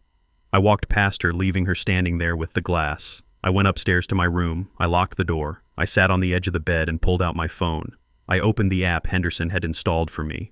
It was a simple interface. A black screen with a single green button that said Live. I put on my headphones. I pressed the button. At first there was just static. Then the sound of Nia washing dishes downstairs. The bug was sensitive. It was working. I waited. The day dragged on. I packed a few boxes, keeping up the charade. I wrapped Beatrice's porcelain figurines in newspaper. I took down the photos from the hallway. Every empty nail hole felt like a wound. Around 4:00 p.m., I heard Derek's car return. I went back to the app. I heard the back door open. I heard his heavy footsteps. I heard the sound of his briefcase hitting the table. Then silence. He was probably checking his email. Then a rustle of fabric. He was loosening his tie. Then the sound of dialing. He was making a call. I turned the volume up. Hey, Baby. Derek's voice came through the headphones crystal clear. It sounded different than when he spoke to Nia. It was lower, seductive. I held my breath. "Yeah, I'm back at the house," he said. "No, she's not here. She went to the grocery store. The old man is upstairs napping. He sleeps 18 hours a day. It's like living with a zombie." A pause. A woman's laughter tinny on the other end. I know, Derek laughed. "But listen, I have good news." He signed it. "The power of attorney is done. I just faxed it to the title company. The closing is locked for Friday. 1.5 million cash." I gripped the phone. He was bragging. "Yeah, the money hits the account by noon. We are booking that flight to Cabo for Saturday morning. First class, just like I promised." Another pause. "Nia, no, she's not coming."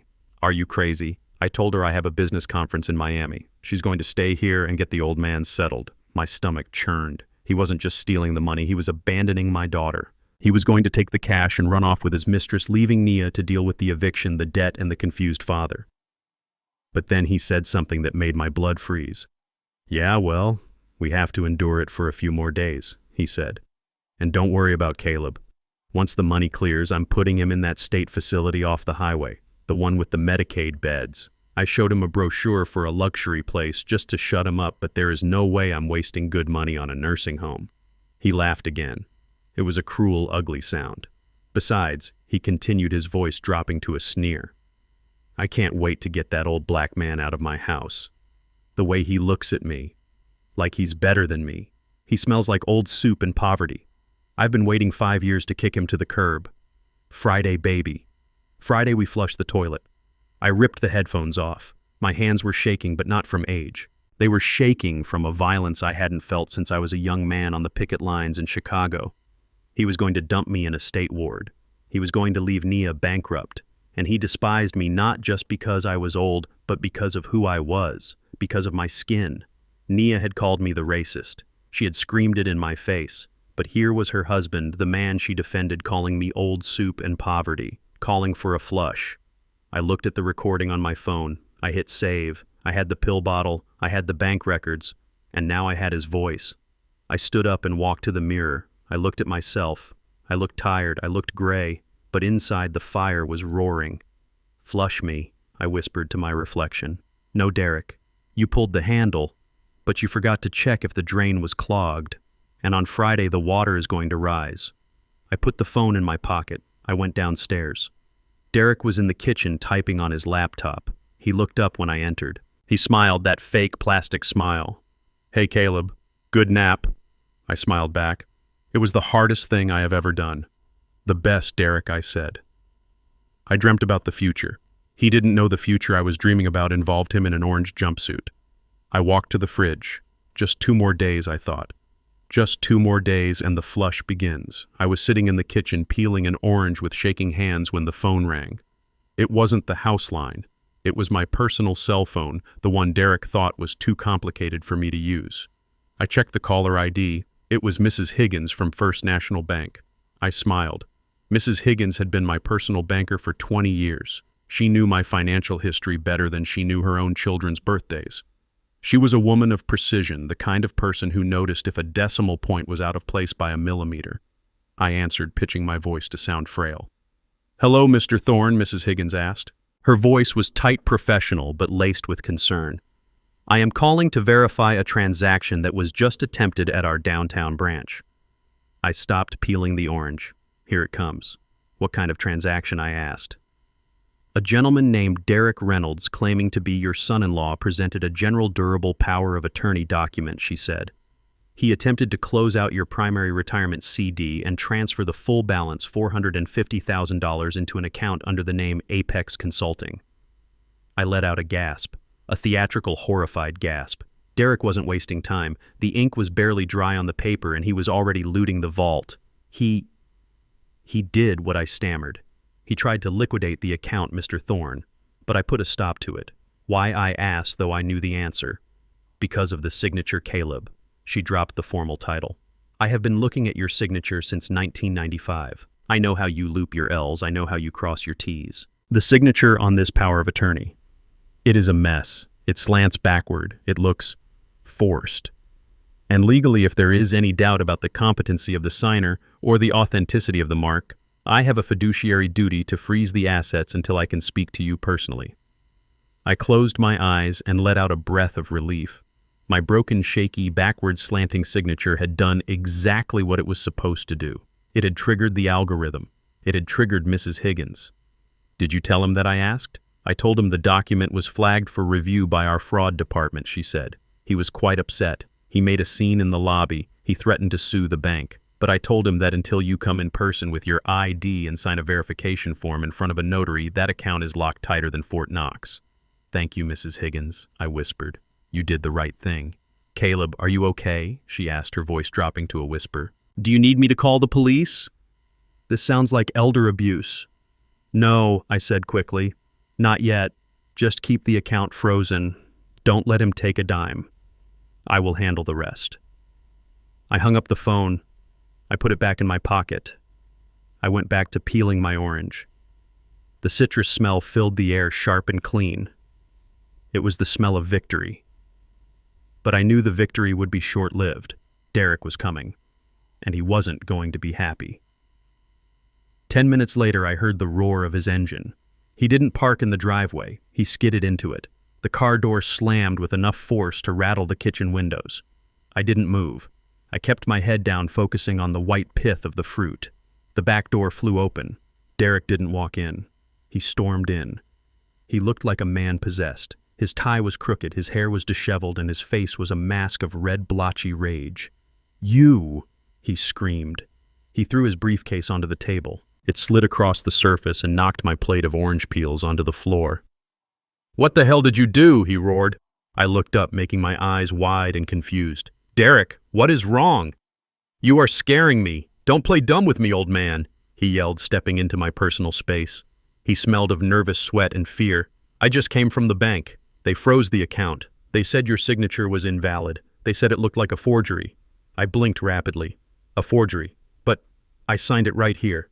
You saw me. You signed it like a toddler, he shouted. You did it on purpose, didn't you? You made it look shaky so they would reject it. You are trying to sabotage me. I shrank back in my chair. Derek, please. My hands, they shake. I told you I couldn't see the line. I did my best. Your best, he spat. Your best just cost us liquid capital that we need for the move. Do you know how embarrassing it is to be escorted out of a bank by security? Do you know who I am? I knew exactly who he was. A fraud, a failure, a man who stole from his wife's dying mother and was now trying to steal from her grieving father. I'm sorry, I whimpered. I can call them. I can tell them it was me. No, he screamed. It is too late for that. The account is flagged.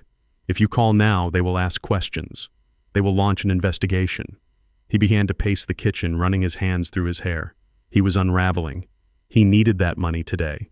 He had probably promised it to someone dangerous, or maybe he needed it to cover the check he had written for the house purchase on Friday. Without my retirement funds, his Ponzi scheme was collapsing. He stopped pacing. He turned to look at me. The look in his eyes changed. It wasn't just anger anymore. It was hatred. Pure, unadulterated hatred. You are useless, he hissed. You have been a burden on this family for years. Beatrice coddled you. She treated you like a king and you were just a dead weight. And now you are actively destroying our future. He walked toward me. He raised his hand. It was a reflex. He was going to backhand me. He was going to strike a 71-year-old man sitting in his own kitchen. Nia was standing in the doorway. She had run down when she heard the yelling. She saw his hand go up. Derek, no, she screamed. But she didn't move to stop him. She just watched.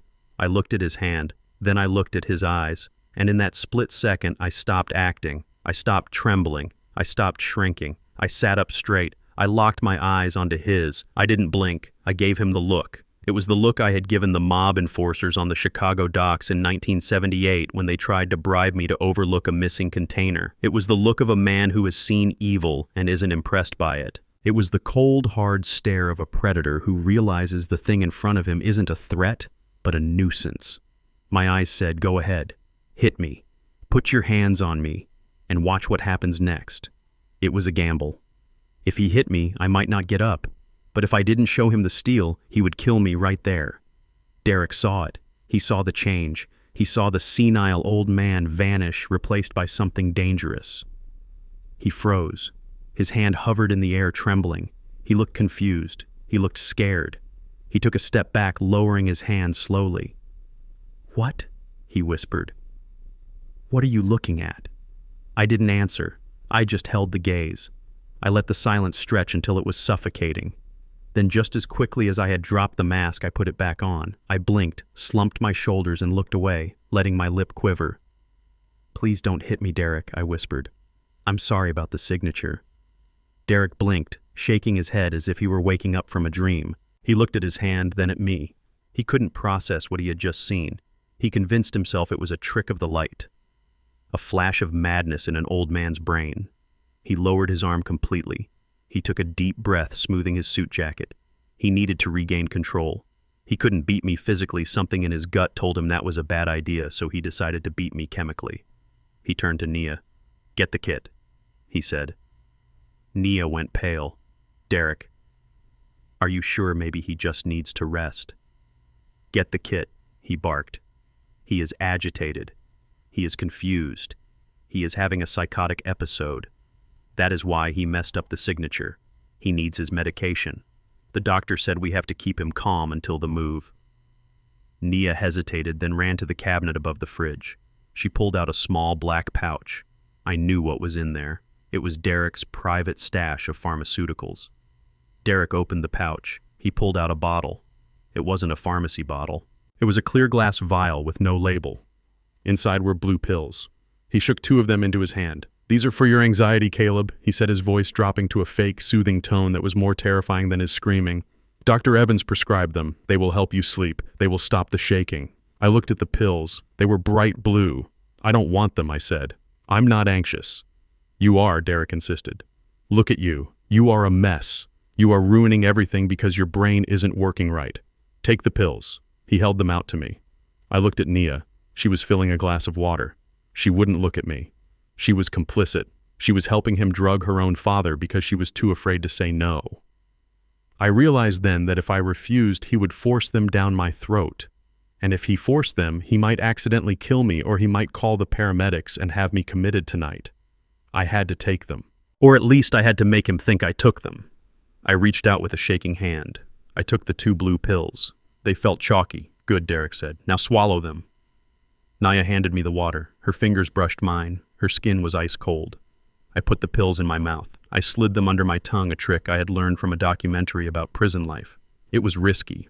If they dissolved too fast, I would be unconscious in 20 minutes. I took a big gulp of water. I swallowed loud and hard, letting the water go down but keeping the pills trapped. I opened my mouth to show him. I lifted my tongue just for a second, keeping the pills tucked deep in the pocket of my cheek. "See," I said. "All gone." Derek watched me closely. He wasn't entirely convinced. "Sit there," he ordered. "I want to see you relax." He pulled a chair up and sat opposite me. He was going to watch me until the drugs kicked in. He was going to wait for me to pass out. I sat there feeling the bitter taste of the chemical coating starting to bleed into my mouth. It tasted like metal and death. I had to hold it. I had to wait him out. 5 minutes passed. My mouth was filling with saliva. I wanted to gag. 10 minutes. I started to let my eyelids droop. I let my head nod forward. I let my breathing become heavy and rhythmic. "Is he out?" Nia whispered. Derek leaned forward. He snapped his fingers in front of my face. "Caleb," he said loudly. I didn't move. I kept my breathing steady. "Yeah, he's out," Derek said, leaning back with a sigh. "Thank God. That stuff is strong. It knocks out a horse." He stood up. "Let's get him to the couch," he said. "I don't want to drag him upstairs." They grabbed my arms. I stayed limp. They dragged me to the living room sofa and dumped me onto the cushions. Derek stood over me for a moment. "Stupid old bastard," he muttered. "You almost cost me everything today." He turned to Nia. "Pack his bag," he said. "Tomorrow morning we are not waiting for the closing. I'm taking him to the facility early. I'll tell them he's a danger to himself. With the power of attorney and the incident at the bank, I can have him committed on a 72-hour hold. That gives us enough time to close the sale on Friday without him interfering." Nia gasped. "But you said Silver Lake." "Forget Silver Lake. Derek snapped. We are broke, Nia. Unless that sale goes through on Friday, we are dead. He goes to the state ward tomorrow. End of story. He walked away. Nia followed him, sobbing quietly.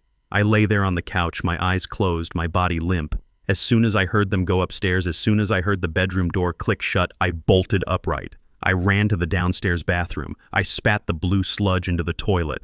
I rinsed my mouth out with tap water, scrubbing my tongue with a towel until it bled. My heart was racing. Not from the drug, but from the deadline. Tomorrow. He wasn't waiting until Friday to get rid of me. He was moving the timeline up. He was going to lock me away in a psych ward tomorrow morning. The trap on Friday was too late. I wouldn't be there to spring it. I looked at myself in the mirror. My eyes were red. My face was haggard. I had to change the plan. I couldn't wait for the closing. I had to strike now. But I needed one more piece of evidence. I needed the money trail linked directly to the murder attempt. I looked at the blue stain in the toilet bowl before I flushed it. He had just tried to poison me, and now I was going to use his own poison to kill him. I pulled out the burner phone. I texted Rachel. Text timeline compromised. He is moving me tomorrow. We need to execute the nuclear option. I waited. 3 dots appeared. Text. Are you sure? Once we do this, there is no going back. You will lose the house to evidence lockup for months. I looked at the walls of my home. I looked at the photos Derek had taken down. Text, burn it down. I want him in cuffs by breakfast. I flushed the toilet. The sound of the rushing water was the only sound in the silent, deadly house. The sun came up on Wednesday morning like a bruise, purple and swollen against the gray Chicago sky. I hadn't slept, not really. I had spent the night in the guest room chair, watching the door, waiting for the sound of the enemy. My body ached. At 71, a night without a mattress feels like a beating. But the physical pain was nothing compared to the sharp, cold clarity in my mind. I was a soldier behind enemy lines, and my camouflage was my own aging body. I heard them moving downstairs around 7. The heavy, confident thud of Derek's dress shoes, the soft, shuffling slide of Nia's slippers. I could smell coffee and burnt toast. It was the smell of a normal morning, which made the horror of what was happening feel even more surreal. I knew the play. Derek wanted me compliant. He wanted me sedated so he could transport me to the state facility without a scene. He couldn't risk me screaming in the driveway. He couldn't risk the neighbors seeing Caleb Thorne, the man who used to organize the block parties, being dragged out in handcuffs or a straitjacket. So I had to give him what he wanted, but I had to do it on my terms. The door handle turned. I slumped in the chair, letting my head loll onto my chest. I let my mouth hang open slightly. I relaxed the muscles in my face until I felt the gravity pull my cheeks down. It was a mask I had practiced in the mirror for 10 minutes before they unlocked the door. The mask of the invalid, the mask of the end. Derek walked in first. He was holding a glass of water and the small glass vial of blue pills. Nia followed him, carrying a tray of oatmeal. She wouldn't look at me. "Rise and shine," Caleb, Derek said. His voice was too loud, too cheerful. It was the voice you use for a child or a dog you were about to put down. I groaned. It was a wet, rattling sound deep in my throat. I blinked my eyes open slowly, focusing on his tie. I didn't look at his face. I let my gaze drift past him to the wall. Where am I? I slurred. I intentionally swallowed the consonants, making the words mushy. "You are home, Dad," Nia said softly, stepping forward. But she stopped when Derek put up a hand. "He is confused," Derek said to her. "It is the dementia. It is advancing faster than we thought. Look at him. He doesn't even know what day it is." He walked over to me. He crouched down, bringing his face level with mine. I could smell the peppermint mouthwash masking the stale coffee. "Time for your medicine, Caleb," he said.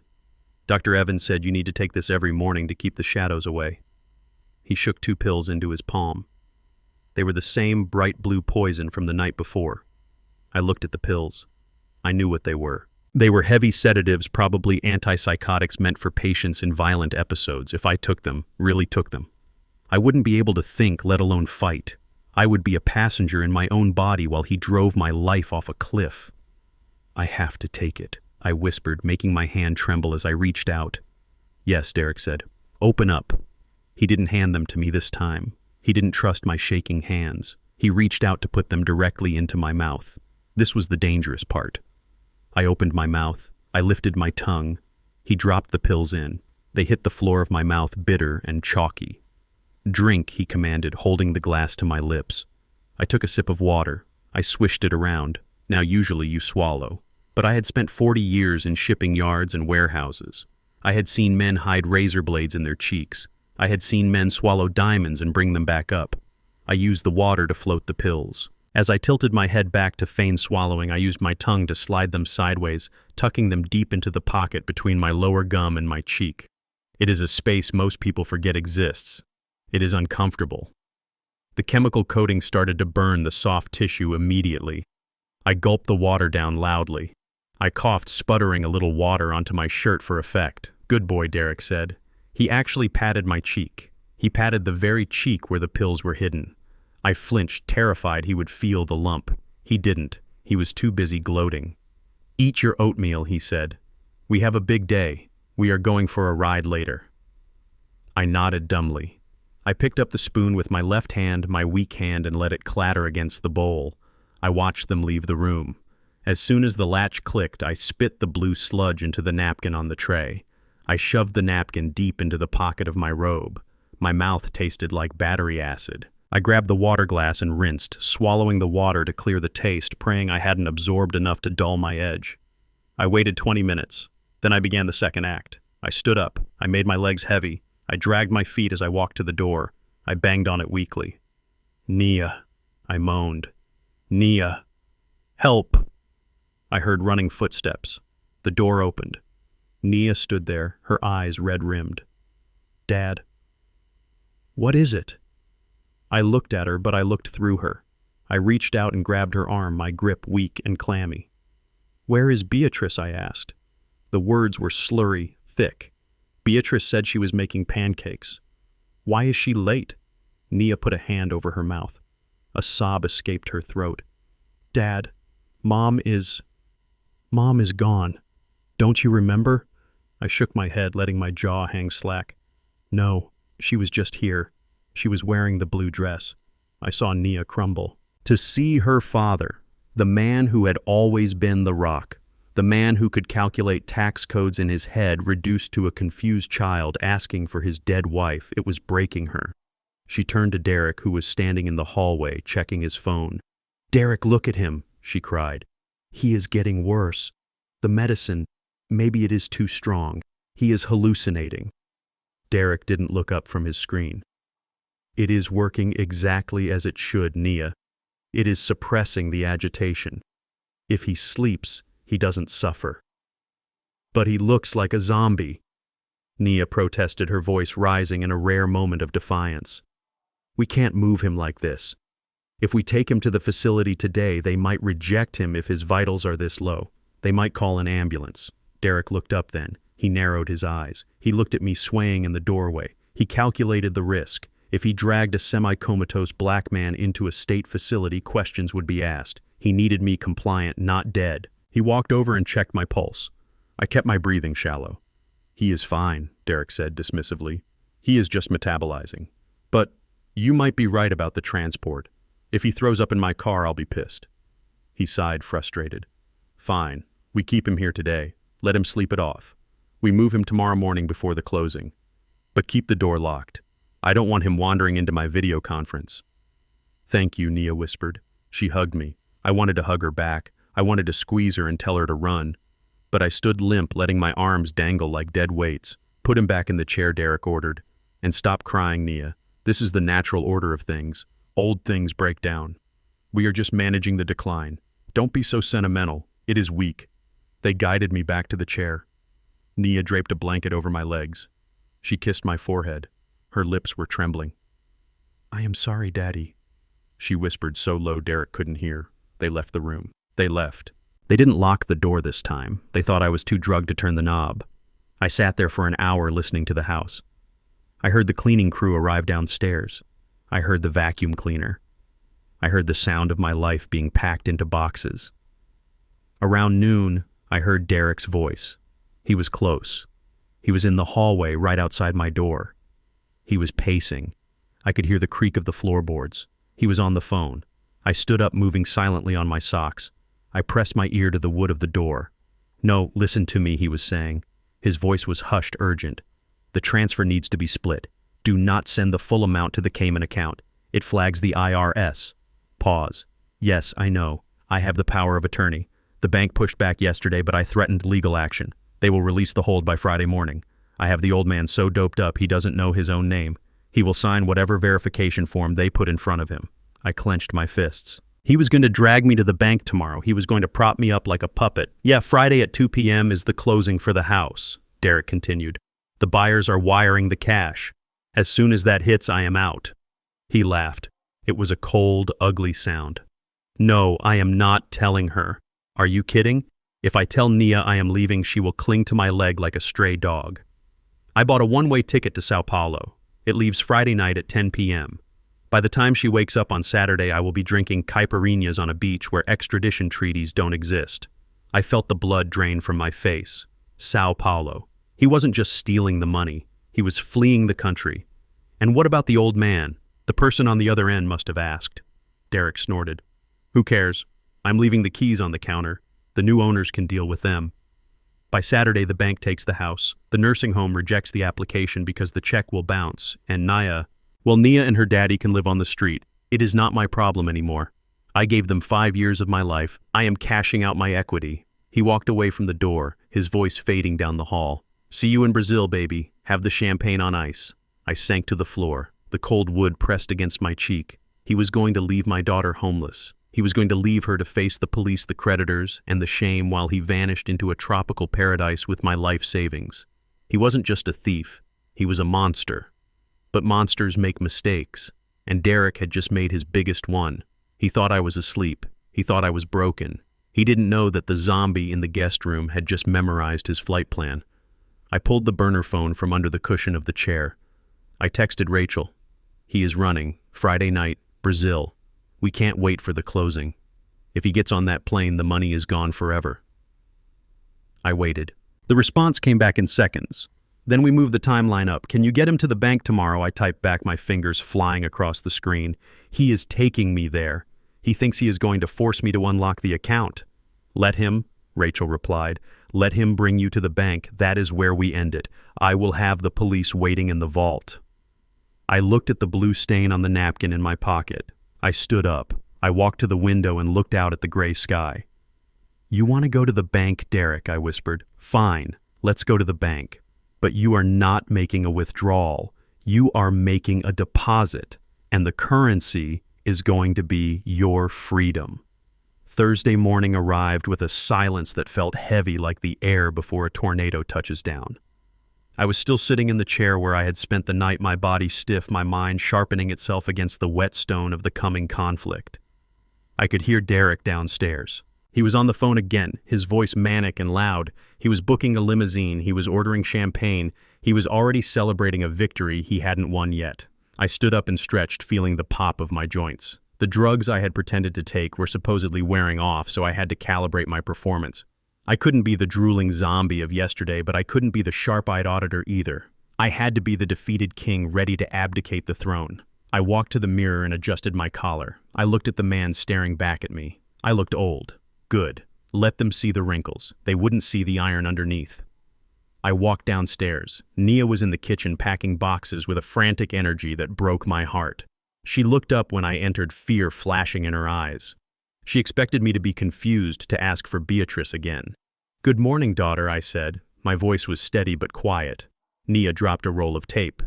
Dad, you seem better. I sat at the table. I folded my hands in front of me. The fog has lifted a little, I lied. I remember now. Beatrice is gone, the house is sold, and I am going away.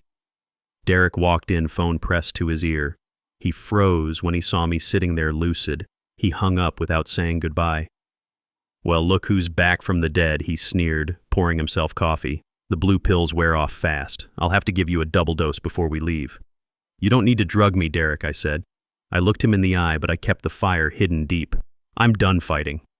Derek raised an eyebrow. He didn't believe me. He was a con man. He expected everyone else to be running a con too. Is that so? He asked. Yesterday you looked ready to murder me. Yesterday I was grieving, I said. I took a breath, letting my shoulders slump in resignation. I spent the night thinking. You are right. I am 71. This house is too big. The maintenance, the taxes, it is too much. Maybe Silver Lake is what I need. Maybe it is time to rest. Derek's face relaxed. His ego was his Achilles heel. He wanted to be right more than he wanted to be safe. Finally, he said, exhaling a cloud of steam from his cup. Logic prevails, but I added, raising a finger. I have one condition. Derek stiffened. No conditions, Caleb. We hold all the cards. You sign or you go to the state ward. I know, I said. I will sign. I will sign everything. The deed, the bank transfer, the release forms. But I want to do it with dignity. What do you mean? Nia asked, stepping closer. I looked around the kitchen. This house. Beatrice and I hosted parties here for 40 years. 4th of July, Christmas, Thanksgiving. We never let a guest leave hungry. I don't want to sneak out the back door like a thief in the night. I want to walk out the front door. I turned to Derek. You said you have investors, partners, the people buying the house. Derek hesitated. Yeah. Vanguard Holdings. Invite them, I said. What? Invite them here. Tonight, for a farewell dinner. Derek laughed. It was a harsh, incredulous sound. You want to throw a party. We are moving you out tomorrow morning. No, I said. We do it tonight. Friday is the closing, right? Why wait for a stuffy office? Bring the papers here. I will sign them in front of everyone. In front of your partners. In front of Naya. I will toast to your success, Derek. I will publicly hand over the keys. I will validate you. I saw the gears turning in his head. He was vain. He was desperate for validation. He had spent years feeling inferior to me, the man who built a life on honest work while he scrambled for shortcuts. The idea of me, Caleb Thorne, publicly bowing down to him, acknowledging him as the new patriarch, was intoxicating. Plus, if I signed in front of witnesses, his investors, it would make the fraud look legitimate. It would be his insurance policy if I ever tried to claim later that I was coerced. You want to toast me? Derek asked, a smirk playing on his lips. I want to acknowledge the winner, I said. You won, Derek. You got the house. You got the money. Let's drink the good scotch. Let's do this like gentlemen. Derek looked at Naya. She looked hopeful. She wanted peace. She wanted a nice family dinner, not a war. It would be nice, Derek, she whispered. A proper goodbye. Derek checked his watch. He was thinking about his flight to Brazil tomorrow night. A party tonight fit perfectly. He could get the signatures, get the keys, and leave for the airport with a hangover and a suitcase full of cash. Fine, he said. But keep it short. I'll call the guys from Vanguard. We'll order catering. 7:00 p.m. But Caleb. Yes. If you pull anything, if you so much as twitch the wrong way, I will have the orderlies here in 10 minutes to strap you to a gurney. Do you understand? I understand, I said. Good. Derek grabbed his keys. I have to go to the office to print the final contracts. Nia makes sure he takes a shower. He smells like Old Spice and despair. He walked out whistling. He thought he was conducting an orchestra. He didn't know he was digging his own grave. As soon as he was gone, I told Nia I needed to rest. I went to my room and pulled out the burner phone. My hands were shaking, not from age, but from adrenaline. I called Rachel. The plan is in motion, I said. 7:00 p.m. My house. He is bringing the accomplices. Are you sure? Rachel asked. This is dangerous, Caleb. If they realize it's a trap, that is why I need the net to be tight, I said. I need you here. And I need Henderson. Henderson is already parked down the street, Rachel said. He has been watching the house since 4 a.m. And Caleb, I spoke to the district attorney. Based on the wire fraud evidence and the pill analysis, we have a warrant. But we need him to initiate the transaction. We need him to hand you the pen. That is the moment of intent. He will hand it to me, I promised. He won't be able to resist. I hung up. Then I called Henderson. Bring the suit, I said. The suit. Henderson's voice rumbled like gravel. You are not just security tonight, my friend. You are the waiter. I want you inside the room when it goes down. I heard a low chuckle on the other end. I haven't worn a tie since my daughter's wedding. But for you, Caleb, I'll polish my shoes. There was one last thing I had to do, the hardest thing. I went downstairs. Naya was vacuuming the living room, trying to erase the last traces of our life. Nia, I said. She turned off the machine. Yes, Dad. Take me to the cemetery. She looked surprised. Now, but we have the party. Please, I said. I can't leave this city without saying goodbye to her. I can't sign that house away until I tell her why. Nia softened. The guilt was eating her alive, and granting this small request made her feel like less of a traitor. Okay, Dad, let's go. The drive to the cemetery was silent. The city of Chicago rolled past the window, gray and gritty. We passed the steel mill where I worked for 20 years. We passed the park where I taught Nia to fly a kite. Every corner held a ghost. When we pulled up to the gates, the sky was threatening snow. The wind off the lake cut through my coat like a knife. Nia helped me out of the car. She offered me her arm, but I pulled away gently. I need to do this alone, I said. She nodded and stayed by the car, checking her phone, probably updating Derek. I walked up the small hill to the family plot. The grass was dead and brown. The headstone was fresh, the granite polished to a black mirror. Beatrice Thorne, beloved wife and mother. I stood there, leaning on my cane, letting the wind sting my eyes. I looked at the fresh dirt. I remembered the funeral, the fake tears on Derek's face, the confusion on mine. I knelt down. The ground was frozen hard. "Hello, B," I whispered. I reached into my pocket and pulled out the yellow pill bottle. I placed it on the gravestone. I found it. I said, "You were right. You were right about everything. I'm sorry I didn't listen sooner. I'm sorry I was so busy mourning you that I almost let him destroy what you built." I touched the cold stone. "Tonight, B. Tonight we finish it. He thinks he is selling the house. He thinks he is winning. But he doesn't know about the trust. He doesn't know that you protected us." I looked back at Nia by the car. She looked so small, so lost. "I'm going to lose her, B," I said, my voice cracking. "When the police come, when the truth comes out, she is going to hate me. She is going to think I destroyed her life. But I have to do it. I have to break her heart to save her future." I wiped a tear from my cheek. It felt like ice. I stood up. I felt a strange warmth in my chest despite the cold. It felt like her hand on my shoulder. "Rest easy, my love," I said. "The auditor is on the job. The books will be balanced."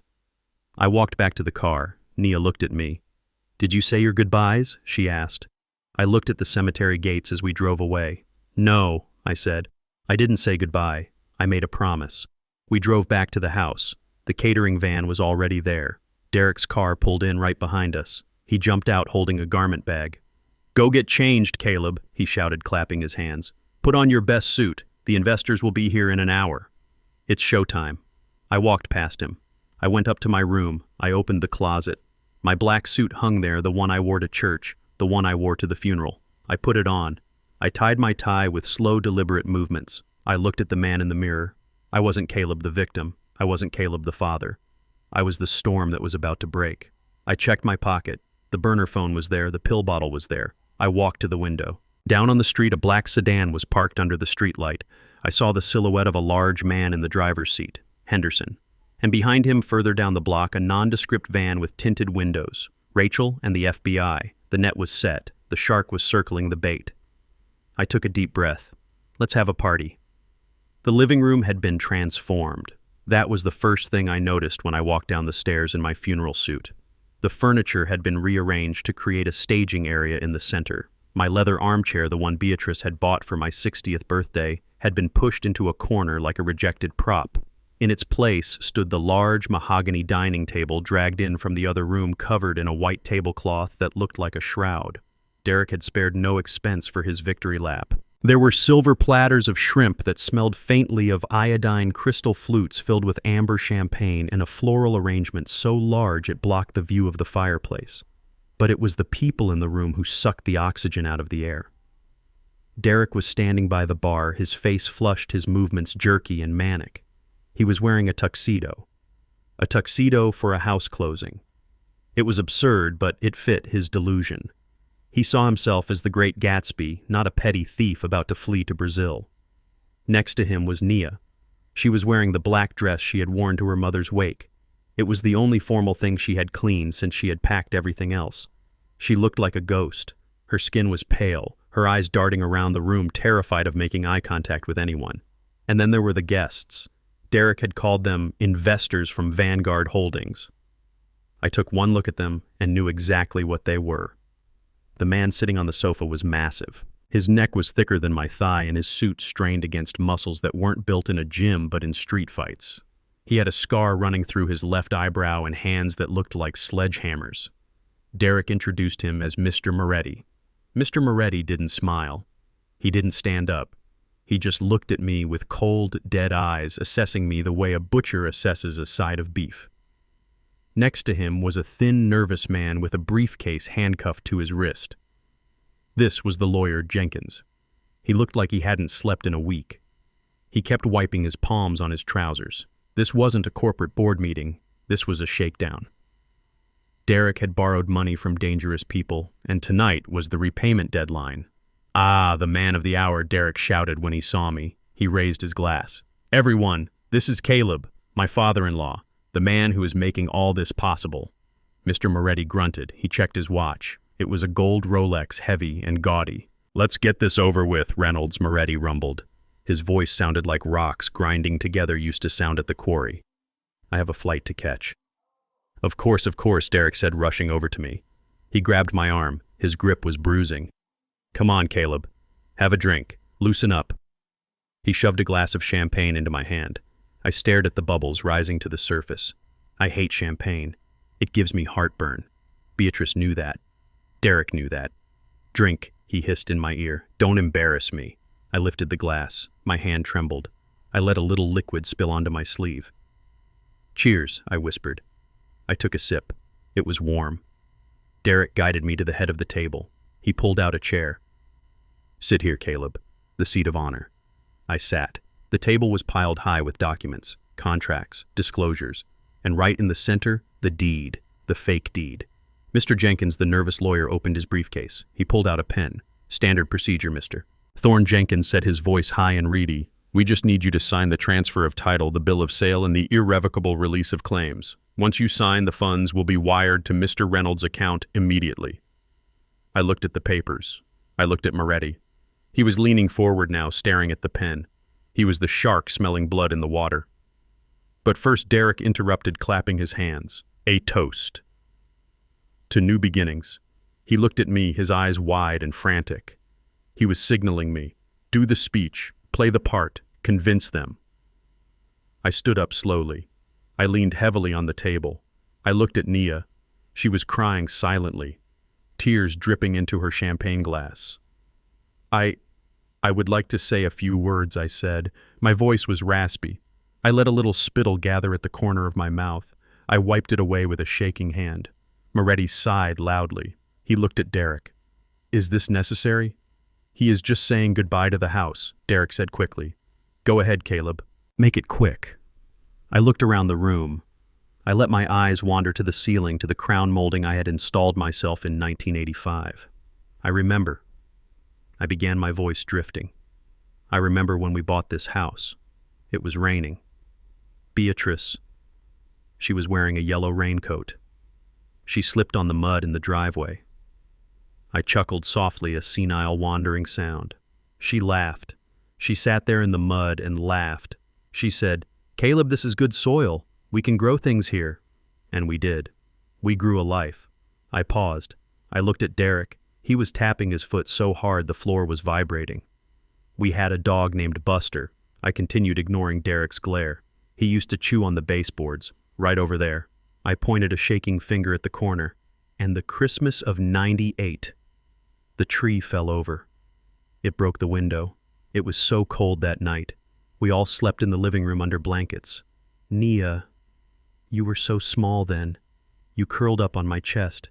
Nia let out a sob. She covered her mouth with her hand. "Stop it, Dad," she whispered. "Please." "I am just remembering," I said, looking at her with wide, innocent eyes. "Why can't I remember I am leaving tomorrow, aren't I? I am going to the place with the lake." "Silver Lake," Derek cut in.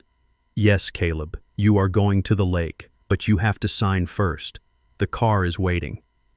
He picked up the pen. He tried to shove it into my hand. "Sign the papers, Caleb." I didn't take the pen, not yet. I looked at Moretti. "You are buying my house?" I asked him. Moretti narrowed his eyes. "Yeah, I'm buying it." It has a leak in the basement, I said confidentially. When it rains hard, the east wall weeps. You should check the sump pump. Beatrice always worried about the sump pump. Moretti looked at Derek. The look could have peeled paint. You said the inspection was clean, Moretti growled. It is, Derek squeaked. He is confused. He doesn't know what he is talking about. The basement is dry as a bone. Caleb signed the damn paper. Derek jammed the pen into my hand. He squeezed my fingers around it. Sign it, now, or so help me God. He didn't finish the threat. He couldn't. Not in front of the investors. I held the pen. I looked at the signature line. Caleb Washington Thorne. It was the end. The final curtain. The room was silent. I could hear the clock ticking on the mantel. I could hear Derek's heavy breathing. I could hear the rustle of Jenkins' cheap suit. I lowered the pen to the paper. But then I stopped. I looked up. I looked Derek straight in the eye. And for the first time in 3 days, I let the mask slip. I didn't look confused. I didn't look old. I looked at him with the cold, hard clarity of an executioner. Derek flinched. He saw it. He saw the shift. What? He whispered. I sat back in the chair. I placed the pen gently on the table. Actually, I said, my voice strong, deep, and steady. My voice. The voice that had commanded audit rooms. Before I sign, I want to give my son-in-law a gift. A gift, Derek stammered. He looked around, panicked. We don't have time for gifts. I reached into the inside pocket of my jacket. Moretti's hand went to his waistband. He thought I was reaching for a gun. I wasn't. I pulled out a thick white envelope. I placed it on the table right on top of the deed. I leaned forward. Open it, Derek, I said. It is the only inheritance you are ever going to get from me. Derek stared at the envelope. He looked at me. He looked at Moretti. What is this? He asked, his voice trembling. It is the truth, I said. Open it.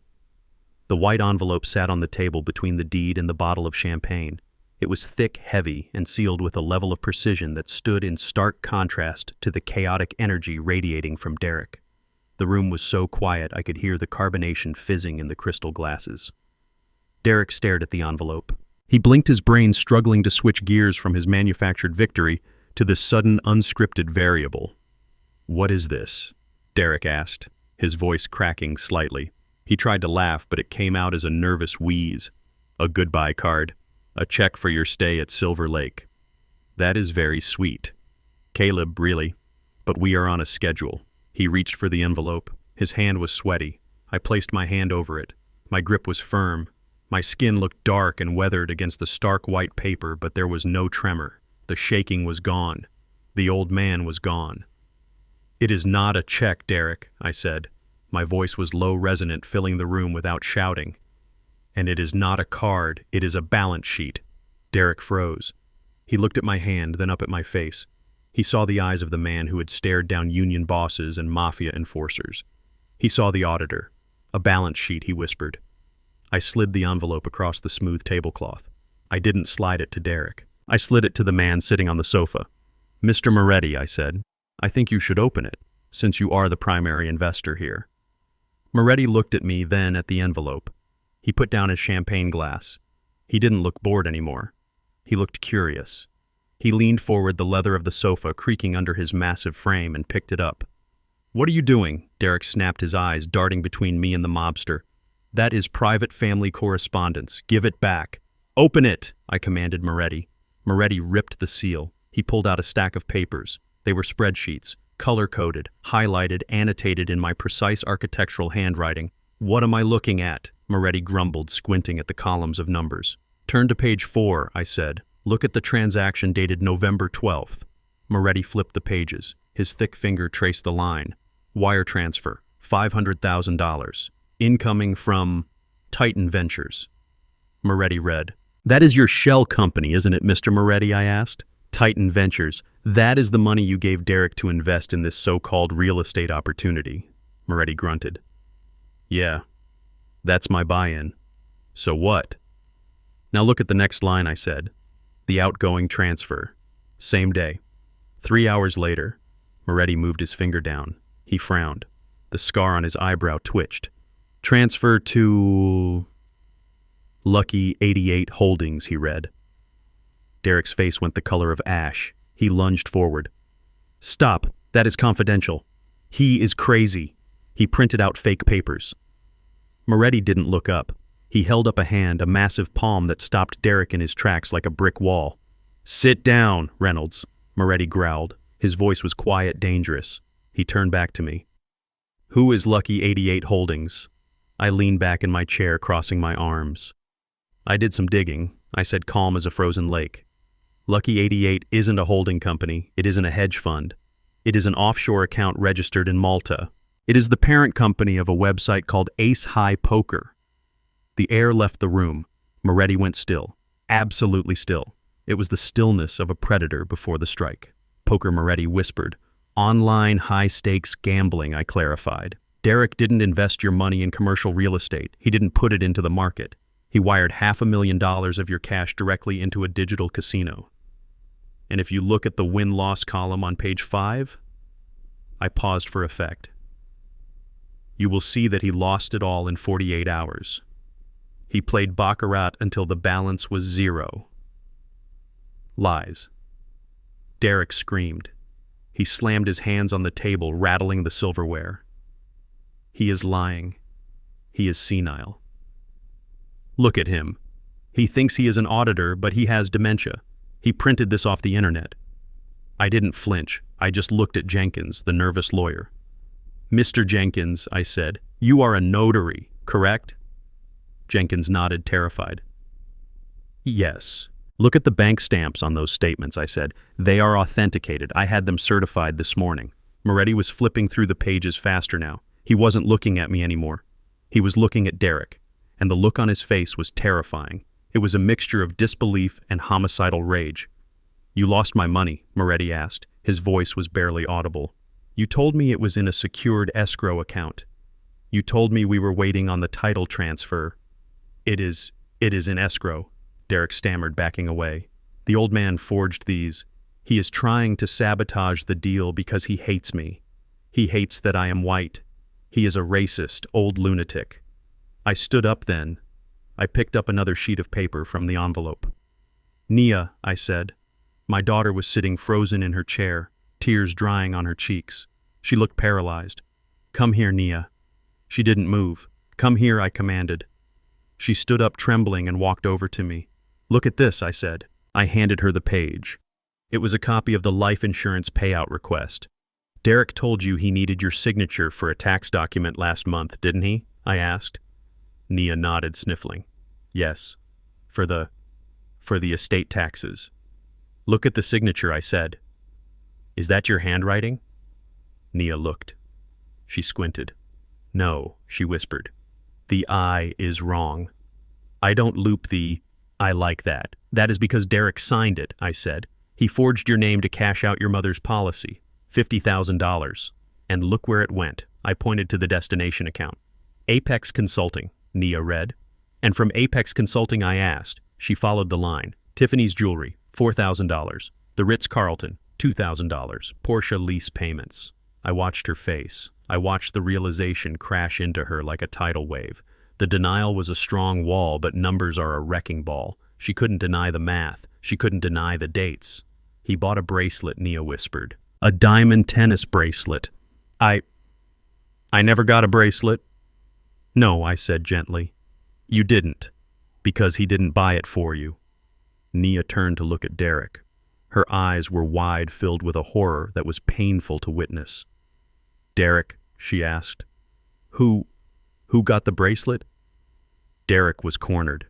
He was standing between the table and the fireplace, trapped between a mobster who wanted his blood and a wife who had just found out she was the bankroll for his mistress. He snapped. "Shut up!" he screamed at Nia. "Shut up, you stupid cow!" The room gasped. He turned to me. His face twisted into a mask of pure ugliness. "You think you are so smart, don't you, Caleb? You think you caught me? You are nothing. You are a broken-down old man living in a house you can't afford." He pointed a shaking finger at Moretti. "And you think you can scare me? I have the deed. I have the power of attorney. This house is mine. I am selling it to Vanguard Holdings right now, and I am taking my commission, and there is nothing any of you can do about it." He grabbed the pen from the table. He grabbed the deed. "I am signing it," he yelled. "I am signing as his proxy." He pressed the pen to the paper, scribbling frantically, as if ink on a page could magically conjure the money he had already lost. "That is enough," I said. I didn't shout. I just spoke with finality. Derek looked up, his chest heaving. "You can't stop me. It is legal. I have the power." "You have nothing." "Derek," I said. I reached into the envelope one last time. I pulled out a single document. It was stamped with the official seal of the Cook County Recorder of Deeds. "This is the deed to the house," I said, holding it up. Derek laughed. "That is a copy. I have the original in the safe." "No," I said. "This is the deed to the Beatrice Thorne Living Trust, dated 3 weeks ago." Derek stopped laughing. "The house doesn't belong to me," I said. "And it doesn't belong to Nia. It belongs to the trust, and I am the sole trustee. The power of attorney you bullied me into signing, it allows you to manage my personal assets. But this house isn't a personal asset anymore. It is a corporate entity." I took a step closer to him. "Which means, Derek, that you are trying to sell property you don't own. And since you just accepted a wire transfer deposit from Mr. Moretti based on that fraudulent sale," I looked at Moretti. "That is wire fraud. That is theft by deception. And since the amount is over $100,000, that is a Class X felony." Derek dropped the pen. It rolled across the table and fell onto the floor with a soft click. He looked at the deed in my hand. He looked at the balance sheet in Moretti's hand. The walls were closing in. The reality of his situation was finally penetrating his narcissism. He wasn't going to Brazil. He wasn't going to Silver Lake. He looked at Moretti. Moretti was standing up. He was cracking his knuckles. "You spent my money on poker?" Moretti asked, stepping around the table. Derek backed up until he hit the fireplace mantel. "No. Wait. It is a mistake. The old man, he cooked the books. He is setting me up." Moretti didn't stop. "I am going to peel you like an orange," Moretti said. Derek shrieked. It was a high, pathetic sound.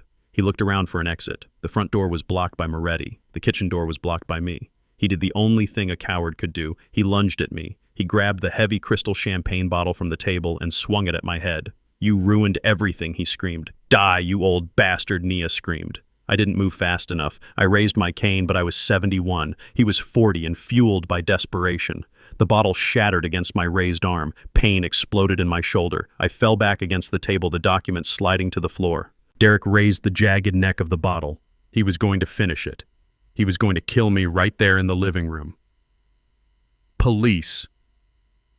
The shout came from everywhere at once. The front door burst open. The kitchen door burst open. Men in tactical gear poured into the room. Red laser dots danced across Derek's chest. "Drop the weapon. Drop it now." Derek froze the broken bottle, hovering inches from my face. He looked at the door. He saw Henderson standing there holding a shotgun, looking like the angel of death, and behind him Rachel and a dozen FBI agents. He looked at me. I was clutching my bleeding arm, but I was smiling. "I told you, Derek."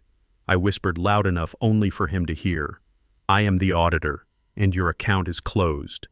The room was silent, but it was the kind of silence you hear right before a dam bursts. The air pressure dropped. The smell of expensive cologne was replaced by the sour, metallic tang of fear. Derek was staring at the balance sheet. Moretti was holding the paper that proved he had gambled away the mobster's money. He was breathing hard, his chest heaving like a trapped animal. But he still had one card left to play, or at least he thought he did. He pointed a shaking finger at the deed lying on the table, the one he had tried to force me to sign. "It does not matter," Derek stammered, his voice rising an octave. "It does not matter what the bank records say. I have the asset. I have the house. This property is worth $2 million. It covers the debt. It covers everything. Mr. Moretti, the moment Caleb signs this, the title is yours. You can flip it next week. You make your money back plus profit. We are still good." He looked at me, his eyes wide and desperate. "Sign it, Caleb," he hissed. "Sign it and save your daughter's life." I looked at him. I looked at the pen lying on the table. And then I reached into the envelope again. There was one last document inside. The document Rachel had prepared. The document Beatrice had died to protect. I pulled it out. It was a thick, blue-bound file with a gold seal stamped on the front. I didn't hand it to Derek. I didn't hand it to Moretti. I tossed it into the center of the table. It landed with a heavy final thud that sounded like a gavel striking a block. "I am not signing anything, Derek," I said. My voice was calm.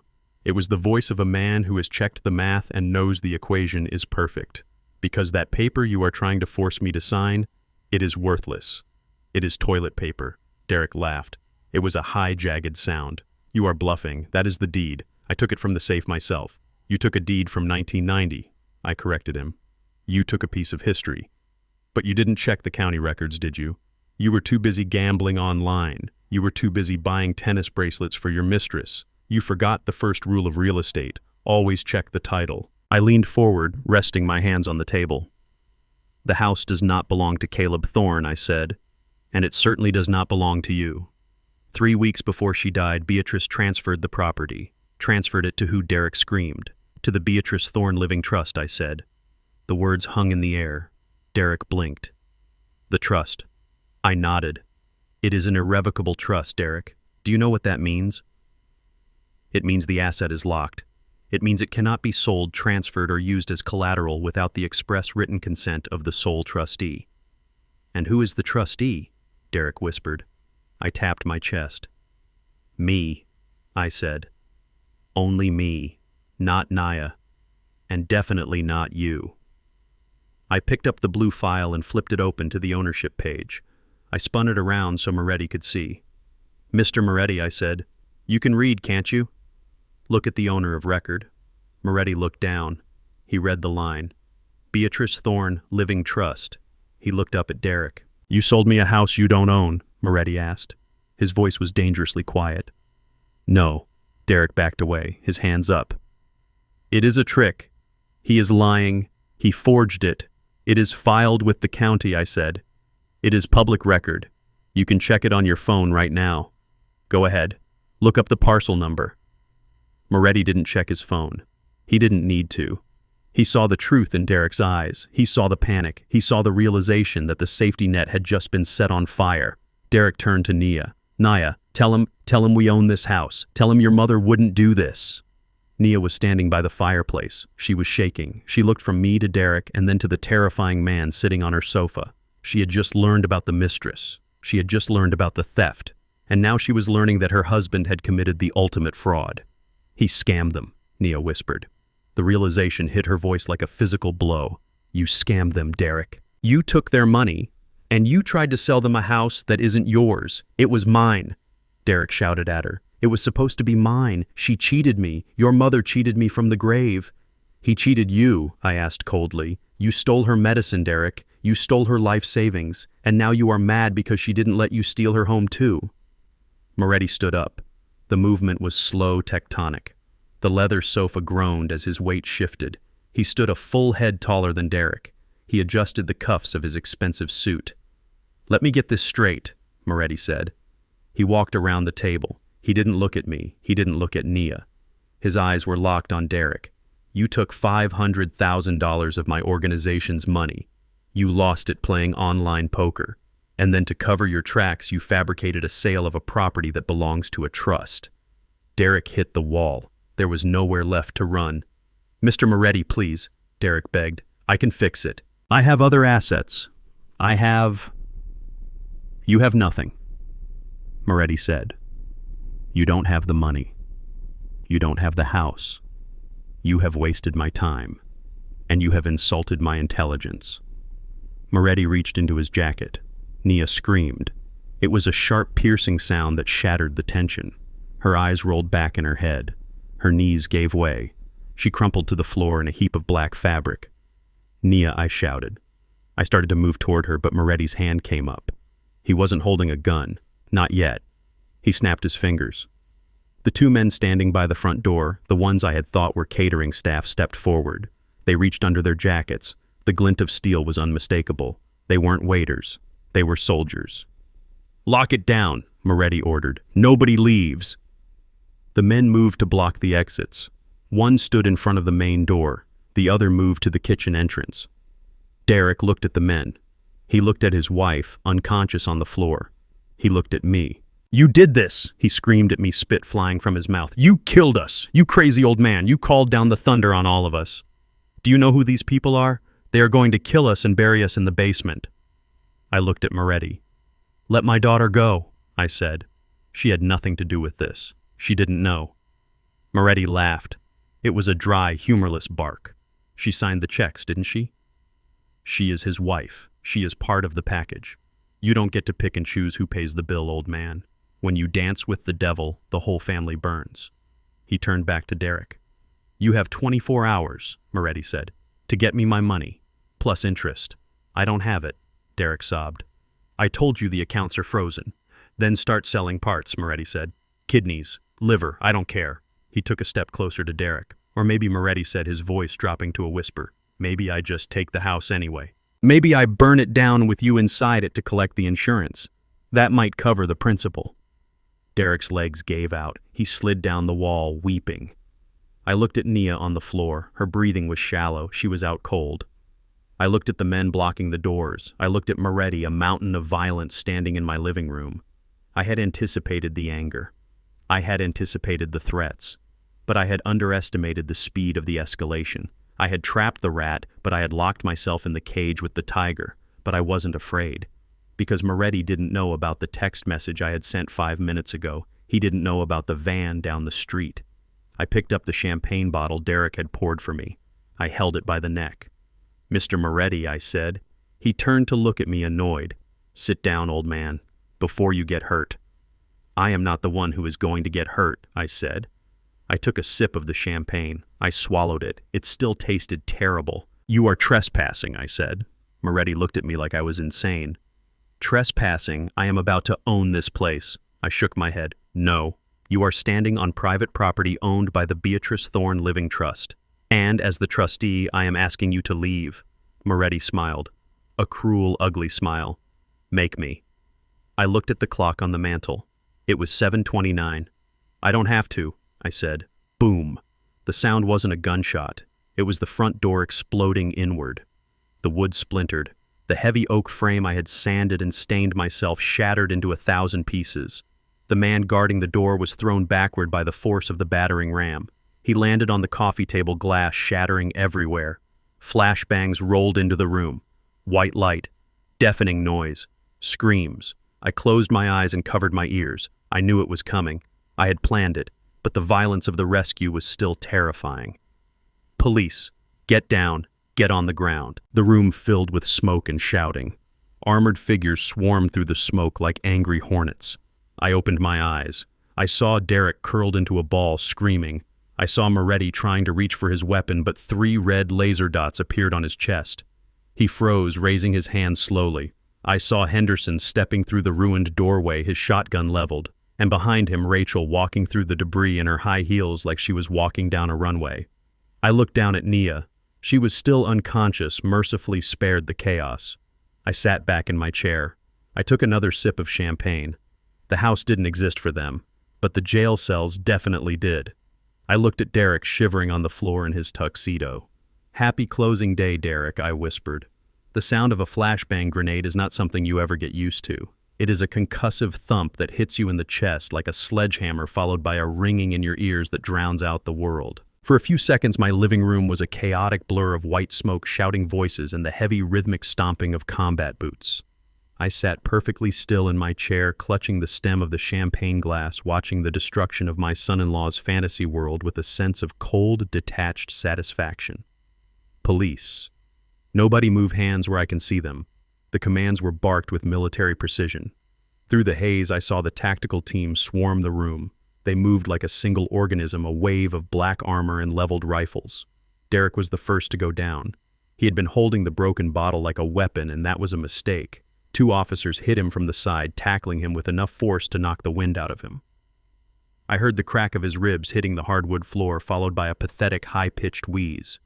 The bottle skittered across the floor, spinning through the shards of the shattered front door. Moretti was smarter. He was a professional. As soon as the door blew, he knew the game was over. He didn't reach for his gun. He didn't fight. He just dropped to his knees, interlaced his fingers behind his head, and stared at the floor. He knew the drill, but his eyes were burning holes into Derek. If looks could kill, Derek would have been dead before the handcuffs clicked. I watched as they zip-tied Derek's hands behind his back. He was sobbing now, face pressed against the floorboards, screaming about his rights, screaming about police brutality, screaming that he was a victim. It was embarrassing. It was the sound of a bully who had finally met someone bigger than him. The smoke began to clear. Through the ruined doorway, Henderson stepped in.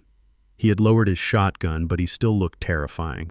He was wearing his Sunday suit just like I asked, but he wore it like armor. He scanned the room, saw me sitting safely in the chair, and gave me a curt nod. Behind him came Rachel. She stepped over the debris of the doorframe with the grace of a queen entering her court. She wasn't looking at the criminals. She was looking at the lead detective, a tall man named Miller, who I had met briefly when we set up the sting. "Secure the scene," Rachel said, her voice cutting through the noise. "We have multiple felonies in progress: wire fraud, attempted assault with a deadly weapon, and racketeering." Detective Miller walked over to Derek, grabbed him by the back of his tuxedo jacket, and hauled him to his knees. Derek's nose was bleeding. He looked at me, his eyes wide with shock and betrayal. "Caleb, tell them!" Derek shouted, spitting blood. "Tell them this is a misunderstanding. I was just trying to help you. I was selling the house for you." I stood up. My legs were steady. The adrenaline was fading, replaced by a heavy, somber resolve. I walked over to where Derek was kneeling. I looked down at him. From this angle, he looked small. He looked like the petty, greedy child he had always been. "You were selling a house you didn't own, Derek," I said calmly, "to pay a debt that wasn't mine. That is not help. That is theft." I didn't know, Derek pleaded, looking at the officers. "I didn't know about the trust. It is a civil matter. This isn't criminal. I just made a mistake with the paperwork." Rachel stepped forward. She was holding the blue folder I had tossed on the table. "The wire transfer of $100,000 from Mr. Moretti hit your offshore account 10 minutes ago, Derek," she said. "We tracked the IP address. You accepted funds for a fraudulent sale. That is federal wire fraud. That is 20 years right there." Derek went pale. "But I haven't spent it. I can give it back." "It doesn't matter," I said. "You crossed the line, but that is not why you are going to die in prison." "Derek." I reached into my pocket. My hand brushed against the cool plastic of the yellow pill bottle. This was the moment. This was for Beatrice. I pulled out the bottle. I also pulled out the burner phone. "Detective Miller," I said, "I would like to submit evidence regarding a homicide." The room went deadly silent. Even Moretti looked up from the floor. "Homicide," Derek whispered. Who died?" "My wife," I said. I placed the yellow bottle on the table right next to the fake deed. "This is the bottle of digoxin my wife took every morning for her heart," I explained, addressing the detective but keeping my eyes locked on Derek. 2 weeks ago, I picked up a refill from the pharmacy. The pills were standard. But after she died, after she collapsed in this kitchen, I found this bottle in the trash. I pointed a finger at the bottle. "These are not heart pills. These are diet supplements containing ephedrine. A stimulant. Someone swapped them. Someone replaced her life-saving medication with a drug guaranteed to stop her heart." Derek started shaking his head violently. No, that is crazy. She must have bought them. She was always worried about her weight." I unlocked my phone. I opened the audio file I had recorded yesterday, the one where he was bragging to his mistress. I pressed play. Derek's voice filled the silent room, tinny but unmistakable. "Yeah, well, we have to endure it for a few more days. And don't worry about Caleb. Once the money clears, I'm putting him in that state facility. The way he looks at me, like he's better than me. I've been waiting 5 years to kick him to the curb." "Friday, baby. Friday we flushed the toilet. I stopped the recording. You admitted to the plan, Derek," I said. "You admitted to getting rid of me. And you admitted to waiting 5 years. You killed Beatrice because she found out you were stealing.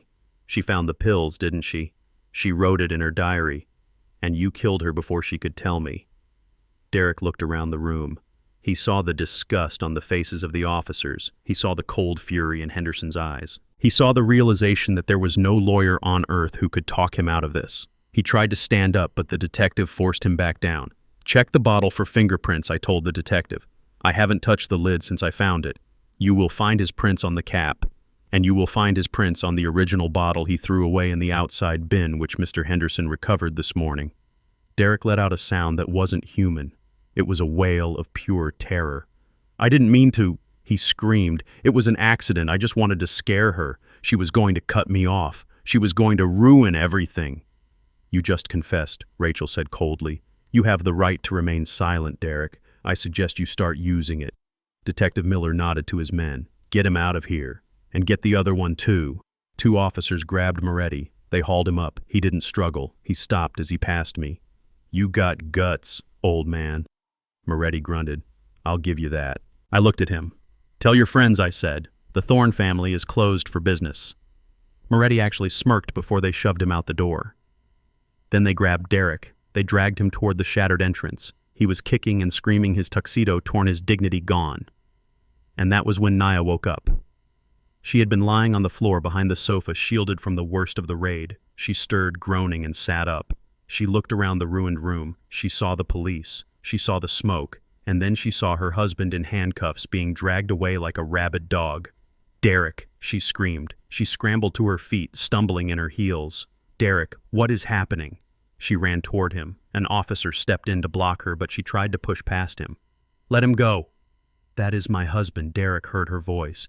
He twisted his head around. He saw her.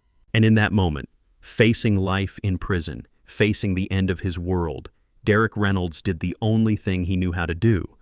He looked for a scapegoat. He looked for someone else to carry the weight.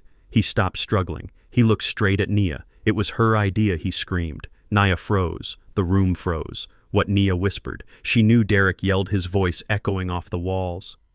She knew everything. She helped me switch the pills. She hated her mother. She wanted the inheritance. She told me to do it. I felt my stomach turn. It was a lie. A vile, desperate lie. Nia was weak. She was blind, but she wasn't a killer. But Derek was willing to destroy his own wife, the woman who had defended him against me for years, just to create reasonable doubt for himself. No, Nia gasped, backing away. Derek, what are you saying? She is the one who forged the insurance checks. Derek continued, spitting the words out. Check the accounts. They are in her name. She is the mastermind. I just did what she told me. She wanted the old man dead too. The detective looked at Nia. He looked at Rachel. Is that true? The detective asked. Nia looked at Derek. She looked at the man she had loved, the man she had chosen over her parents, the man she had called a visionary. She saw the truth finally. Not the financial truth, not the legal truth, but the emotional truth. He didn't love her. He had never loved her. She was just a tool. And now that the tool was broken, he was discarding it to save his own skin. Derek, Nia whimpered. How could you?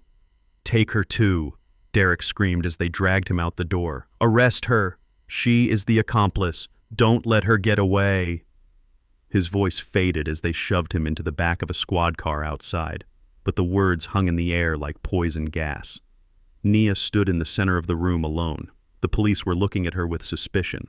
The detective took a step toward her. Ma'am, we are going to need to ask you some questions, the detective said. Nia didn't answer. She looked at me. Her eyes were empty. The light inside her had gone out. She looked like a child who had just watched her house burn down and realized she was holding the matches. I stood there clutching my cane. I had won. I had avenged Beatrice. I had saved the house. I had destroyed the monster. But looking at my daughter broken and accused by the man she worshipped, I realized the cost of the victory. I walked toward her. But I didn't know if I was walking toward her to save her or if she was already too far gone to be reached. The coffee at the precinct tasted like burnt rubber and regret. I sat on a hard plastic bench in the waiting area, my hands resting on the head of my cane, watching the chaos of the station swirl around me.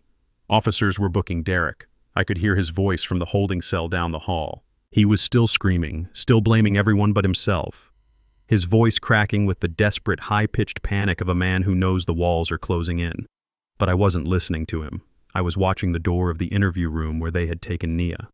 Rachel sat next to me. She had traded her high heels for a pair of sensible flats she kept in her bag, but she still looked like a warrior resting after a battle. She tapped away on her tablet, finalizing the destruction of Derek's life. They are going to release her, Rachel said without looking up. The district attorney is declining to press charges against Nia for now. She is cooperating. She gave them access to the laptop. She gave them the passwords to the offshore accounts. She is singing like a canary, Caleb. I nodded slowly. Good. It doesn't mean she is innocent, Rachel added softly, finally turning to look at me. It just means she is useful. The door to the interview room opened. Nia stepped out. She looked terrible. The mascara had run down her face in black rivers. Her dress, the one she had worn to the party to celebrate my eviction, was wrinkled and stained. She looked small. She looked like the little girl who used to scrape her knee on the playground and come running to me for a bandage. She saw me sitting on the bench. Her face crumpled. "Daddy," she sobbed. She ran toward me. She opened her arms, expecting the embrace. She expected the safety net. She expected the father who had always caught her, always fixed it, always paid the bill. I didn't stand up. I didn't open my arms. I kept my hands on my cane. I sat like a statue carved from black granite. Nia stopped a foot away from me. She hovered there, confused, her arms falling to her sides. "Daddy," she whispered, "I am so sorry. I didn't know. You have to believe me. I didn't know about the murder. I didn't know he switched the pills." I looked at her. I looked at my only child. And I felt a cold wind blowing through the hole in my heart where my love for her used to be. "Sit down, Nia," I said. My voice wasn't angry. It was flat. It was the voice of a judge delivering a verdict. She sat on the bench next to me, leaving a gap of empty space between us. She tried to take my hand. I pulled it away. I didn't know, she repeated, wiping her nose. "He tricked me. He told me the money was for investments. He told me the house sale was legal. I was a victim too, Daddy." I turned my head slowly to look at her. "Stop," I said. She froze. "Do not use that word," I said. "Beatrice was a victim. I was a target." You were a volunteer," Nia gasped. "That is not fair. I loved him. Love makes you blind." "No, Nia," I said. "Love makes you see things that aren't there, but it doesn't make you blind to what is right in front of your face." I shifted on the bench, turning my body to face her fully. "You say you didn't know about the pills," I said. "And maybe that is true. Maybe you didn't know he was poisoning her body, but you watched him poison her spirit every single day and you said nothing." I don't understand," Nia stammered. "You saw your mother losing weight," I said. "You saw her stressing over bills that shouldn't have existed. You saw her wearing old clothes while you wore a diamond bracelet you thought your husband bought with his hard work. Did you ever ask to see a pay stub? Did you ever ask where the money was coming from? Or did you just like the shiny things too much to ask questions?" Nia looked down at her hands. She was twisting her wedding ring, the ring that was paid for with stolen money. And when she was in the hospital, I continued, my voice rising just a fraction. "When she was dying, Nia, you were at dinner. You were eating steak while her heart was stopping. And when I told you about the receipt, when I showed you the proof, you screamed at me. You called me a racist." "I was scared," she whispered. "I was defending my husband. You were defending a predator," I said. "And let's talk about me. You saw how he treated me. You heard the comments. You heard him call me a burden. You heard him talk about putting me in a home. And yesterday, when he drugged me, when he forced those blue pills down my throat, you held the glass of water." Nia flinched as if I had slapped her. "I thought it was medicine," she cried. "He said it was for your anxiety." "You knew I wasn't anxious," I snapped. "You knew I was sane." "You looked into my eyes, Nia. You saw your father. But it was easier to believe I was crazy than to admit your husband was cruel. It was easier to drug me than to fight him." I took a deep breath, fighting the tremor in my hands. "That is the sin, Nia. Not the fraud, not the theft. It is the cowardice. You sold your parents for a comfortable life. You traded our dignity for a man who didn't even like you." "I am sorry," she wailed, burying her face in her hands. "I am so sorry, Daddy. Please forgive me." I looked at her shaking shoulders. I remembered holding her when she was a baby. I remembered promising Beatrice I would always protect her. But protecting her now didn't mean saving her. It meant waking her up. "Your tears are too cheap, Nia," I said coldly. "You are crying because the ride is over. You are crying because the police are involved. You aren't crying for Beatrice. You are crying for yourself." She looked up at me, her eyes wide with terror. What are you going to do? Are you going to kick me out? I have nowhere to go. The accounts are frozen." He emptied the joint savings. "I am homeless, Dad." I looked at the ceiling of the police station. I thought about the house, the empty rooms, the memories. "I am not a monster," I said. "I am not Derek. I won't throw you on the street in the middle of winter." Nia let out a breath of relief. "Oh, thank God. Thank you, Daddy. I knew you wouldn't." But I cut her off. "You are not coming back as my daughter. You are coming back as a tenant. She blinked. What? You can have the guest room, I said. The small one. For 3 months. That is it. 3 months. But how will I live? I haven't worked in 5 years. Derek wanted me to stay home. Then you better update your resume, I said, because as of this moment the Bank of Caleb is closed. I am cutting you off, Nia. No allowance, no credit cards, no gas money. If you want to eat, you buy your own groceries. If you want clothes, you earn them. But Dad, she protested. I have no skills. I have a gap in my employment. Then scrub floors, I said. Work at a diner. Do what your mother did when we started out. Do what I did. Sweat. Learn what $1 actually costs. Because you have forgotten the value of honest work. I stood up. My knee pained me, but I ignored it. Rachel stood up with me. She handed me a file. The trust is secure, Caleb, she said loud enough for Nia to hear. We have reclaimed the title. The wire transfer from Moretti has been seized by the FBI, but since it was fraudulent, it doesn't touch your assets. Your pension has been restored by the bank's fraud department. You are whole. I took the file. I felt the weight of it. It was the weight of my life returned to me. I looked down at Nia one last time. You have a ride home with the police, I said. I am going to take a taxi. I need to be alone. Daddy, please, she begged, reaching for my coat. Don't leave me here. I stepped back. You left me in that house to rot Nia. You were going to let him ship me to a state ward tomorrow morning. You left me a long time ago. I am just returning the favor. I turned and walked toward the exit. I could hear her sobbing behind me, a raw, broken sound. It hurt. It hurt more than the broken champagne bottle. It hurt more than the grief. But as I pushed open the heavy doors of the station and stepped out into the cold Chicago night, I felt something else. I felt clean. The air was sharp and biting. Snow was starting to fall. I hailed a cab. Where to, the driver asked. I looked back at the station. I looked at the city that had tried to break me. Take me to 402 East 115th Street, I said. The driver looked at me in the mirror. That's a rough neighborhood, old-timer. I smiled. It was a small, sad smile. It is not rough, I said. It is honest. I needed to go back to the war room. I needed to take down the map. I needed to take down the photos of Derek and the red strings. I needed to tell Beatrice that the books were balanced. The audit was complete. The thief was in chains.